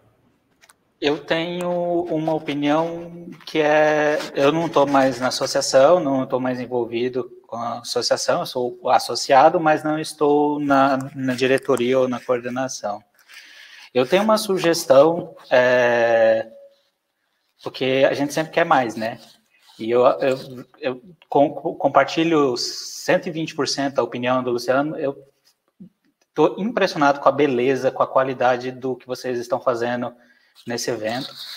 E eu acho o seguinte, da mesma forma com que a gente sempre foi generoso, nós da comunidade Python Brasil sempre fomos generosos com todo mundo, sempre acolhemos todo mundo, sempre voltamos focamos em ser inclusivos e tudo mais. Eu acho que nós como comunidade e a associação dando suporte para essa comunidade, adquirimos um know-how tecnológico em criação e gestão e manutenção de comunidades de tecnologia. Eu acho que a Associação Python Brasil, a comunidade Python brasileira, em conjunto com a Associação Python Brasil, tem um know-how, uma expertise em criação e consolidação de comunidades inclusivas absurdo. Eu acho que a atual gestão, as próximas gestões, porque isso é um trabalho longo, acho que não cabe em uma única gestão, deveriam começar a dar os primeiros passos em exportar esse modelo para outras tecnologias, outras comunidades. Porque outras comunidades já estão, a comunidade JavaScript, eles já estão absorvendo códigos de conduta, tal, mas eles estão tateando isso ainda. E a comunidade Python brasileira já tem esse know-how, e já sabe fazer isso. Tornar esses documentos, essa documentação, tornar esses tutoriais, tornar essa material aberto, público, disponível para que todo mundo, todas as outras comunidades de tecnologia, ou não só de tecnologia, possam aprender com esse know-how, compartilhar esse know-how que a gente desenvolveu ao longo desses anos todos, seria bastante positivo. Eu acho que seria um projeto bem desafiador, bem grande, que eu estaria 100% dentro de colaborar com isso daí. Apoiado. Eu queria até colocar uma coisa que eu ainda faço parte, eu faço muito mais parte da comunidade Plone mundial do que eu faço da Python Brasil, muito porque foi um projeto que conversei bastante com o Dornelles, ele falou a gente precisava ter uma representação, blá, blá, blá, mas eu lembro que durante muito tempo a Associação Python Brasil e a comunidade Python bebiam na fonte da Plone Foundation e da comunidade Plone para definir como era o processo de escolha da próxima conferência, isso, aquilo. E hoje eu estou fazendo um caminho inverso. Eu olho o que vocês estão fazendo, estou admirado, e eu levo isso de volta para a comunidade Plone. E as lições que eu, pelo menos, eu estou aprendendo com vocês, elas têm que ser documentadas de alguma forma e têm que ser replicadas para outras comunidades. Eu concordo com o Oswaldo em gênero, número e grau.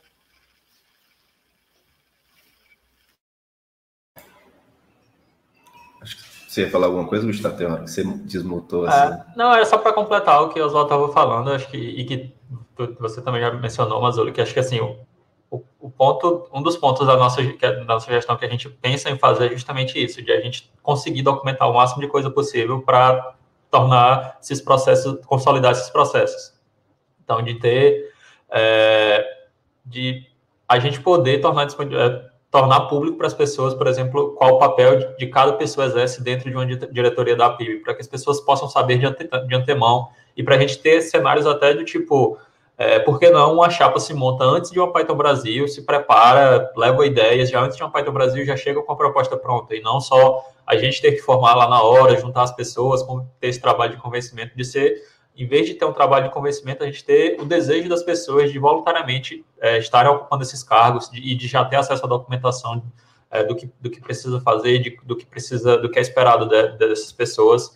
Então, acho que esse é um trabalho que a gente tem o objetivo e a vontade de começar nessa nossa gestão e, claro, deixar pronto para que as próximas gestões possam continuar esse trabalho de documentação, de deixar tudo acessível e público. E assim, a documentação, claro, é o primeiro passo, né? Você precisa criar o framework, montar o framework, mas é quase uma atividade de divulgação mesmo. A evangelização. Evangelização com outras comunidades, entendeu? Chegar na comunidade JavaScript, na comunidade PHP, na comunidade Java, ou todas elas, no momento que elas forem organizar um evento e tal, várias vezes eu vi eles comentando, falando assim, então, acho que a gente deveria adotar um código de conduta no evento. Essa é uma das coisas mais básicas, assim, foi uma das primeiras coisas que a gente tem. E aí eu indico, óbvio, o código... Acho que o código de conduta da Python Brasil é inspiração de vários outros códigos de conduta em vários outros eventos de tecnologia, porque a gente divulga isso daí. Mas a gente tem que ir além disso daí, não falar só, pega o nosso código de conduta aqui. Não é só isso, a gente tem que passar adiante a mensagem do pessoas são mais importantes que tecnologia, esse tipo de know-how que a gente tem, esse tipo de coisa que a gente tem na nossa comunidade precisa inspirar mais. E aí tem um trabalho de ir lá e conversar e explicar, e aí quando a pessoa fala assim, nossa, interessante isso daí, como é que eu faço? Aqui está uma documentação, por isso que precisa sim ter a documentação. Fala assim, tá aqui tudo a documentação, tá aqui a gente para ajudar vocês, dar suporte para vocês, explicar como é que faz, o que a gente já errou, o que a gente acertou, o que tem ponto de atenção e assim por diante. Sim, eu concordo totalmente. Certo. Pessoal, a gente vai estar levando agora para o final. Foram nós tivemos essas duas perguntas, as outras duas a gente vai estar desenvolvendo lá no canal da PIB. Então, começar a abrir para as considerações finais. Primeiro, eu queria agradecer muito mesmo a participação de todos vocês. Ontem, quando eu estava conversando com o Gustavo, antes de ontem, quando eu estava conversando com o Gustavo, cara, o que a gente pode, desde o começo da semana, na verdade, trazer para essa mesa, e a gente teve esse estalo de ideia, cara, que talvez a gente trouxer todo esse histórico, essa ideia toda, e surgiu esse nome chamado PyOlds, que fiquei sabendo dele agora, né, desse nome, nessa semana. Mas não pode divulgar, pô, você é muito novo ainda. Exato. Ainda não comecei a... E o lema do grupo é interessante. Como é que é? É o grupo que todo mundo vai... É a comunidade mais inclusiva. Todo mundo vai fazer parte dele um dia. Ai, valeu, Léo, isso aí. E seria muito bacana ter... A gente pensou que seria muito bacana ter esse momento aqui, tanto para a gente que está na diretoria atual, quanto para a galera que já participou antes, quanto para as pessoas que estão vendo pela primeira vez sobre a PIB. E uma das coisas que eu queria agradecer também, que assim, imagino que o começo da PIB foi tudo isso aqui que a gente conversou. Começou de um jeito talvez meio tímido, um jeito não muito ambicioso para resolver aqueles problemas que tinham naquele período, né, naquele presente. E hoje, olhando para o que nós temos no país, eu acho uma coisa muito absurda, de bom. Porque onde antes nós só tínhamos alguns eventos mais pontuais, Python Brasil, Plone, hoje nós temos PyLadies, hoje nós temos Jungle Girls, hoje nós temos AfroPython, hoje nós temos diversos movimentos para melhorar a diversidade, a inclusão de mulheres na nossa comunidade de TI, a inclusão de pessoas da comunidade LGBTQI também, de pessoas negras. Tudo isso hoje está, não quero dizer que só foi por causa disso, mas todos esses movimentos hoje conseguem pegar tração de uma maneira mais facilitada por causa desse trabalho que começou há muito tempo atrás, dessa maneira meio tímida, dessa maneira um pouco mais, sem muita ambição. Pode falar amadora mesmo. Então, eu só queria agradecer tanto pela diretoria atual, pela comunidade, por todo o trabalho e esforço que vocês tiveram, não só as pessoas que estão aqui, mas pessoas que estão no Discord ou que estão assistindo pelo YouTube e não tiveram a oportunidade de participar aqui também, mas vou concentrar aqui em vocês a representatividade dessa galera inteira, todo o trabalho que vocês fizeram no passado, porque agora no presente e também no futuro que estamos construindo, está sendo algo muito importante. Tânia, acho que você queria falar alguma coisa? Não, é porque falaram do PyOds, aí o Cifali tá lembrando, e tem o PyBabies também. Então, em Florianópolis a gente lançou o PyBabies, né? Eu, Geisa e mais algumas pessoas que já estavam com ações, com um trabalho de Python, tecnologia, ciência para crianças também. O PyBabies, na verdade, então ele foi lançado em novembro de 2015, né? E aí, falando desses grupos, né, realmente que você comentou agora, Patrick, você prefere ser chamado de Mazulo? Boa pergunta. Eu não tenho exatamente uma preferência, mas acabei tendo, na verdade, porque todo mundo me chama só de Mazulo. Então pode chamar de Mazulo. Então, Mazulo. Tinha grupos, né? Ou Grupy, e tinha Pug. Python User Group. Então, era isso que a gente tinha, né? Hoje tem toda essa diversidade. Por exemplo, a gente cofundou o Grupo IDF, né? O Chiru estava lá em Brasília, a Rafa, que ainda mora em Brasília, obviamente, mas, assim, tinha outras pessoas. Então, a gente cofundou o Grupo IDF em novembro de 2007. O Plone GovBR, que é super importante, foi super importante para o desenvolvimento no governo, e aí o Érico está nessa também, né? Na cofundação, a Rafa, a Cíntia, a Cinquini, mulheres, o Jean estava também, grande em memória, em julho de 2009, PyLadies Brasil, né, em dezembro de 2013, aí o de Natal, obviamente, começou junto, enquanto a gente organizava lá a Python Brasil de 2013, né, a conferência, junto com a Plone Conference, estava logo, assim, um mês depois, praticamente, começou a PyLadies Natal e PyLadies Brasil. Um mês depois, em janeiro de 2014, PyLadies DF, que também foi cofundadora, e, enfim, o PyBabies de novembro de 2015. Então, essa diversidade é muito importante, né? A gente foca de forma pontual, mas exatamente para depois expandir e dar os frutos que a gente tem hoje. É só o que tem hoje, gente. Assim, eu posso dizer, uma boa foto do que a gente precisa ter, exatamente o que tem hoje, assim. É um evento funcionando online super bacana, bem organizado, com uma keynote, com as PyLadies abrindo o evento, muita diversidade, abertura para muita gente falar. Eu estava vendo uma palestra esses dias, era de uma indígena, uma pessoa indígena também palestrando. Eu falei, uau, que bacana. Então, assim, eu acho que é isso. Assim, a gente está num bom momento de tirar uma grande foto. E é isso, eu só desejo daqui para melhor, assim, para todo mundo, é isso. E eu estou muito feliz de encontrar todos vocês, assim, mesmo que seja virtualmente, porque cada um está num canto do mundo. Grande Luciano Ramalho, meu livro assinado, que eu guardo com muito carinho também.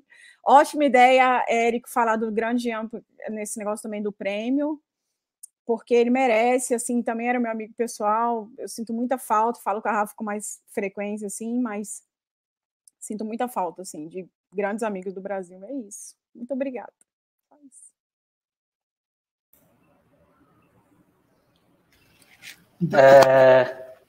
Acho que a gente está terminando o tempo aqui, né? Queria mas, só... Se alguém tiver alguma consideração, pode utilizar os últimos minutos.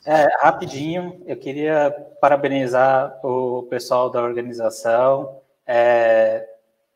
todos eles. A gente, quando organiza uma Python Brasil presencial, a gente tem, no final da Python Brasil, a gente tem uma despedida onde todo mundo aplaude todo mundo que estava envolvido na organização, o momento que todo mundo sobe no palco. Vamos tentar fazer isso no Discord, aqui, ou alguma coisa do tipo, porque vocês merecem, tá muito bonito o evento, tá? Parabéns para todo mundo aí. Eu também, primeiro, assim, é bom rever vários amigos que eu não posso abraçar pessoalmente, e um amigo específico que eu preferi não abraçar quando a gente se viu há 2 semanas para evitar Covid, né, Oswaldo? Mas, primeiro, parabéns a todo mundo envolvido na organização, vocês foram fantásticos, estão sendo fantásticos, obrigado por carregar a tocha. Eu queria aproveitar aqui para fazer 2 merchans. Um merchan, Python Berlim Brasil. Então, Python Brasil Berlim, a gente tem o grupo aqui. Esse é um grupo do Telegram, então quem está aqui na região e ainda não faz parte do grupo, região leia-se Grande Alemanha. Esse é um grupo que precisa ter uma aula de inclusividade, porque ele é Berlim, mas eu não moro em Berlim e eu estou nele, entendeu? Não, olha que exemplo ótimo. Esse nome é exclusivo, ele tira fora pessoas que não moram em Berlim. Ah, para com isso. E uma coisa importante que a gente está fazendo, que eu faço parte ainda da Plone Foundation, a gente vai ter o evento de Plone agora em dezembro, na segunda semana de dezembro, e para aumentar a inclusividade, participação, porque historicamente sempre foi um evento caro, o Luciano foi em vários deles, eu fui em vários deles, o Sidney foi em vários deles, eu tenho fotos com o Léo em Bristol. Esse ano, como o evento vai ser online, a gente tem um preço de $25 para pessoas que estão fora que estão morando em países em desenvolvimento. Brasil, México, toda a África, Sudeste Asiático. Se alguém quiser participar e não tiver condições, mesmo com o preço mais baixo, manda uma mensagem que a gente dá um jeito, ok? A Plone estava lá no começo dessa comunidade Python Brasil, e a gente está aqui de volta agora aprendendo com essa nova geração de Pythonistas.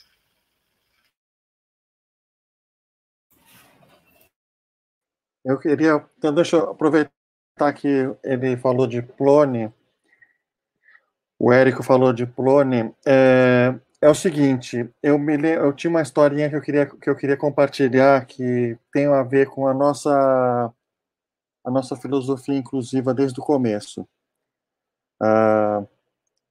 Depois, né, o Mário Sérgio, a turma do Mário Sérgio botaram pessoas mais do que tecnologia, que é a mensagem mais legal.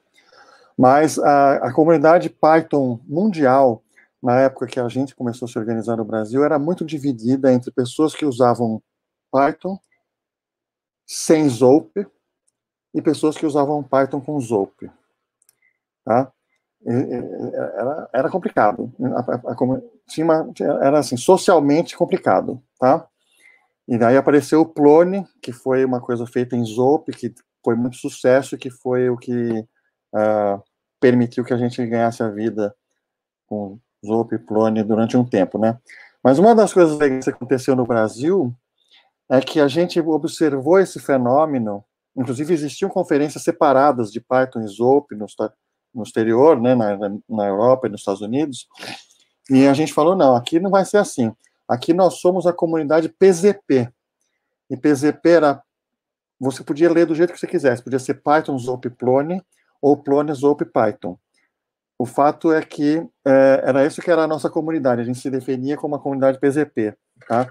Então, acho que é uma história bonitinha para lembrar. E é isso. Ei, Luciano. Oi, não, eu tô dizendo que até hoje eu tenho um monte de PZP aqui. O Mas é PZP, o Oswaldo é PZP, o Érico, a Daiane, a gente até nova, que eu conheci depois. Todo mundo é PZP na minha agenda. Bem lembrado. Isso. Então, e a gente inovou com outras coisas simples também, tá? Por exemplo, a nossa comunidade foi a primeira comunidade a solicitar para a organização do FISB um slot para palestra relâmpago. Porque palestra relâmpago, além de ser divertido, é democrático, permite que mais pessoas se apresentem e fiquem conhecidas, né? A Tati Alchoir, que o Érico mencionou, que depois foi Big Kahuna da conferência no Rio, ficou conhecida por mais gente na comunidade numa palestra relâmpago, né? E depois ela apresentou aquele keynote absurdamente espetacular. Mas, enfim, é isso aí, gente. Eu adorei estar aqui. Muito obrigado, Patrick, Gustavo, por terem convidado a gente. Cifari, por estar aí nos bastidores ajudando a coisa acontecer. E todo mundo da organização maravilhosa da Python Brasil. Vocês são realmente demais e é emocionante para mim fazer parte dessa comunidade. E muito obrigado por terem feito tudo isso. Pessoal, Sérgio, você quer falar alguma coisa? Bem rapidinho também agradecer o trabalho fenomenal aí dessa Python Brasil Online. Parabéns para todos da organização. E passar uma mensagem também para os espectadores de aproveitem a comunidade para fazer amigos. Então, renovando aí o Pessoas Marca Tecnologia, o que faz a gente uma comunidade tão especial não é apenas a linguagem, mas como a gente se relaciona com as pessoas, né? Então, aproveitem, por enquanto online, mas em breve pessoalmente também, se tudo der certo ano que vem. E é isso. Obrigado. Muito obrigado, Sérgio. Sidney, alguma coisa para falar, Sidney? A gente cortou um monte de vezes, eu fiquei pensando aqui. Não, tranquilo. Não, parabéns à organização, repetindo o que o Luciano falou e o Érico falou. É genial a organização desse ano e a questão da diversidade, não só na participação de pessoas diversas, mas também da diversidade geográfica, né? Eu acho que é muito interessante o que a Tânia reforçou também, a gente está podendo se encontrar hoje por causa que a gente está nessa situação virtual. Se fosse de outra forma, talvez a gente não conseguiria reunir todo esse grupo. Então, eu acho genial, acho que é uma coisa que deve ser repetida mesmo no dia que a gente puder fazer uma Python física, que a gente consiga incluir uma parte virtual nela também, para incluir essa parte mais global da comunidade. Sim, sensacional. Léo, você tem alguma consideração? Sim, não, eu gostaria de dizer que eu gostaria de parabenizar a organização pelo tema gráfico. Eu achei muito legal esse futuro do pretérito dos anos 80. Eu esqueci o nome da mina, não sei se é Camila. Então, ó, a Big Kahuna é a Ana Dulce, mas a que cuidou da parte visual também é uma garota aí, tipo, sensacional, cara. Tudo a ver com o tema online e meio gamer, né? Sensacional. Esqueci o nome dela. Tem que citar o nome dela aqui, gente. Peraí, que eu acho que eu tuitei isso aí. Eu assisto, eu deixo na televisão da sala, né? A conferência tá na TV da sala. E aí, nos intervalos, começa a rolar a musiquinha lá. Minha filha tava dançando outro dia no meio da sala lá. Muito bom. Bom, temos aqui 4 minutos. Acho que eu não esqueci ninguém, convidar ninguém para fazer uma consideração final. Então, pessoal, mais uma vez, eu só queria... Desculpa, Não entendi. A Camila Alves Dias. Camila, sabia que era Camila, então. Alves Dias, obrigada, Luciano. Camila. Excelente, Camila, parabéns. O design está sensacional. Sempre quando eu vejo a animação, seja do término ou dos anúncios, patrocínios, eu fico assim, nossa, isso está muito bom. Não, e abertura de chamada de palestra, eles lá no laboratório. Ai, sensacional, sério. Fascinante, fascinante. Bom, pessoal, mais uma vez, muito obrigado. Quero agradecer de novo no nome da PIB atual, no nome da comunidade, todo o trabalho que vocês fizeram, que deram essa base que proporciona hoje todo esse crescimento orgânico que a comunidade tem, que ela pode se apoiar, saber que pode ter essa ajuda por parte da PIB. Né? Como também foi comentado aqui, a gente tem que aproveitar esse momento desses eventos, seja presencial, seja agora online, porque aqui você também consegue fazer amigos. Gustavo, eu conheci através da comunidade há 7, 6 anos atrás. Hoje, na Python Day, que ocorreu lá em Teresina, no Piauí, que foi meu primeiro contato com a comunidade. Ele me mandou uma mensagem perguntando se podia ficar na minha casa. Eu não conhecia ele nem ninguém. Aí veio um carro cheio. Ele, Ricardo, Newton, outros amigos que a gente fez na época, vieram dormir tudo lá em casa. Exatamente. De manhã tinha cuscuz para todo mundo tomar café. Posso ir para sua capote? Tá bom, aí vai mais 20. Aquela restaurante cabia cabe 3, né? Isso. Que os outros 2 que foram comigo tinham, sei lá, o dobro do meu tamanho, mas ok.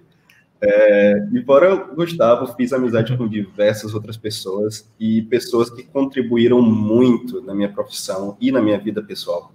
Então, tudo isso ocorreu pela comunidade ter se desenvolvido dessa maneira, onde nós hoje temos esse lema, digamos assim, que consegue resumir muito bem, que são pessoas maior que tecnologia.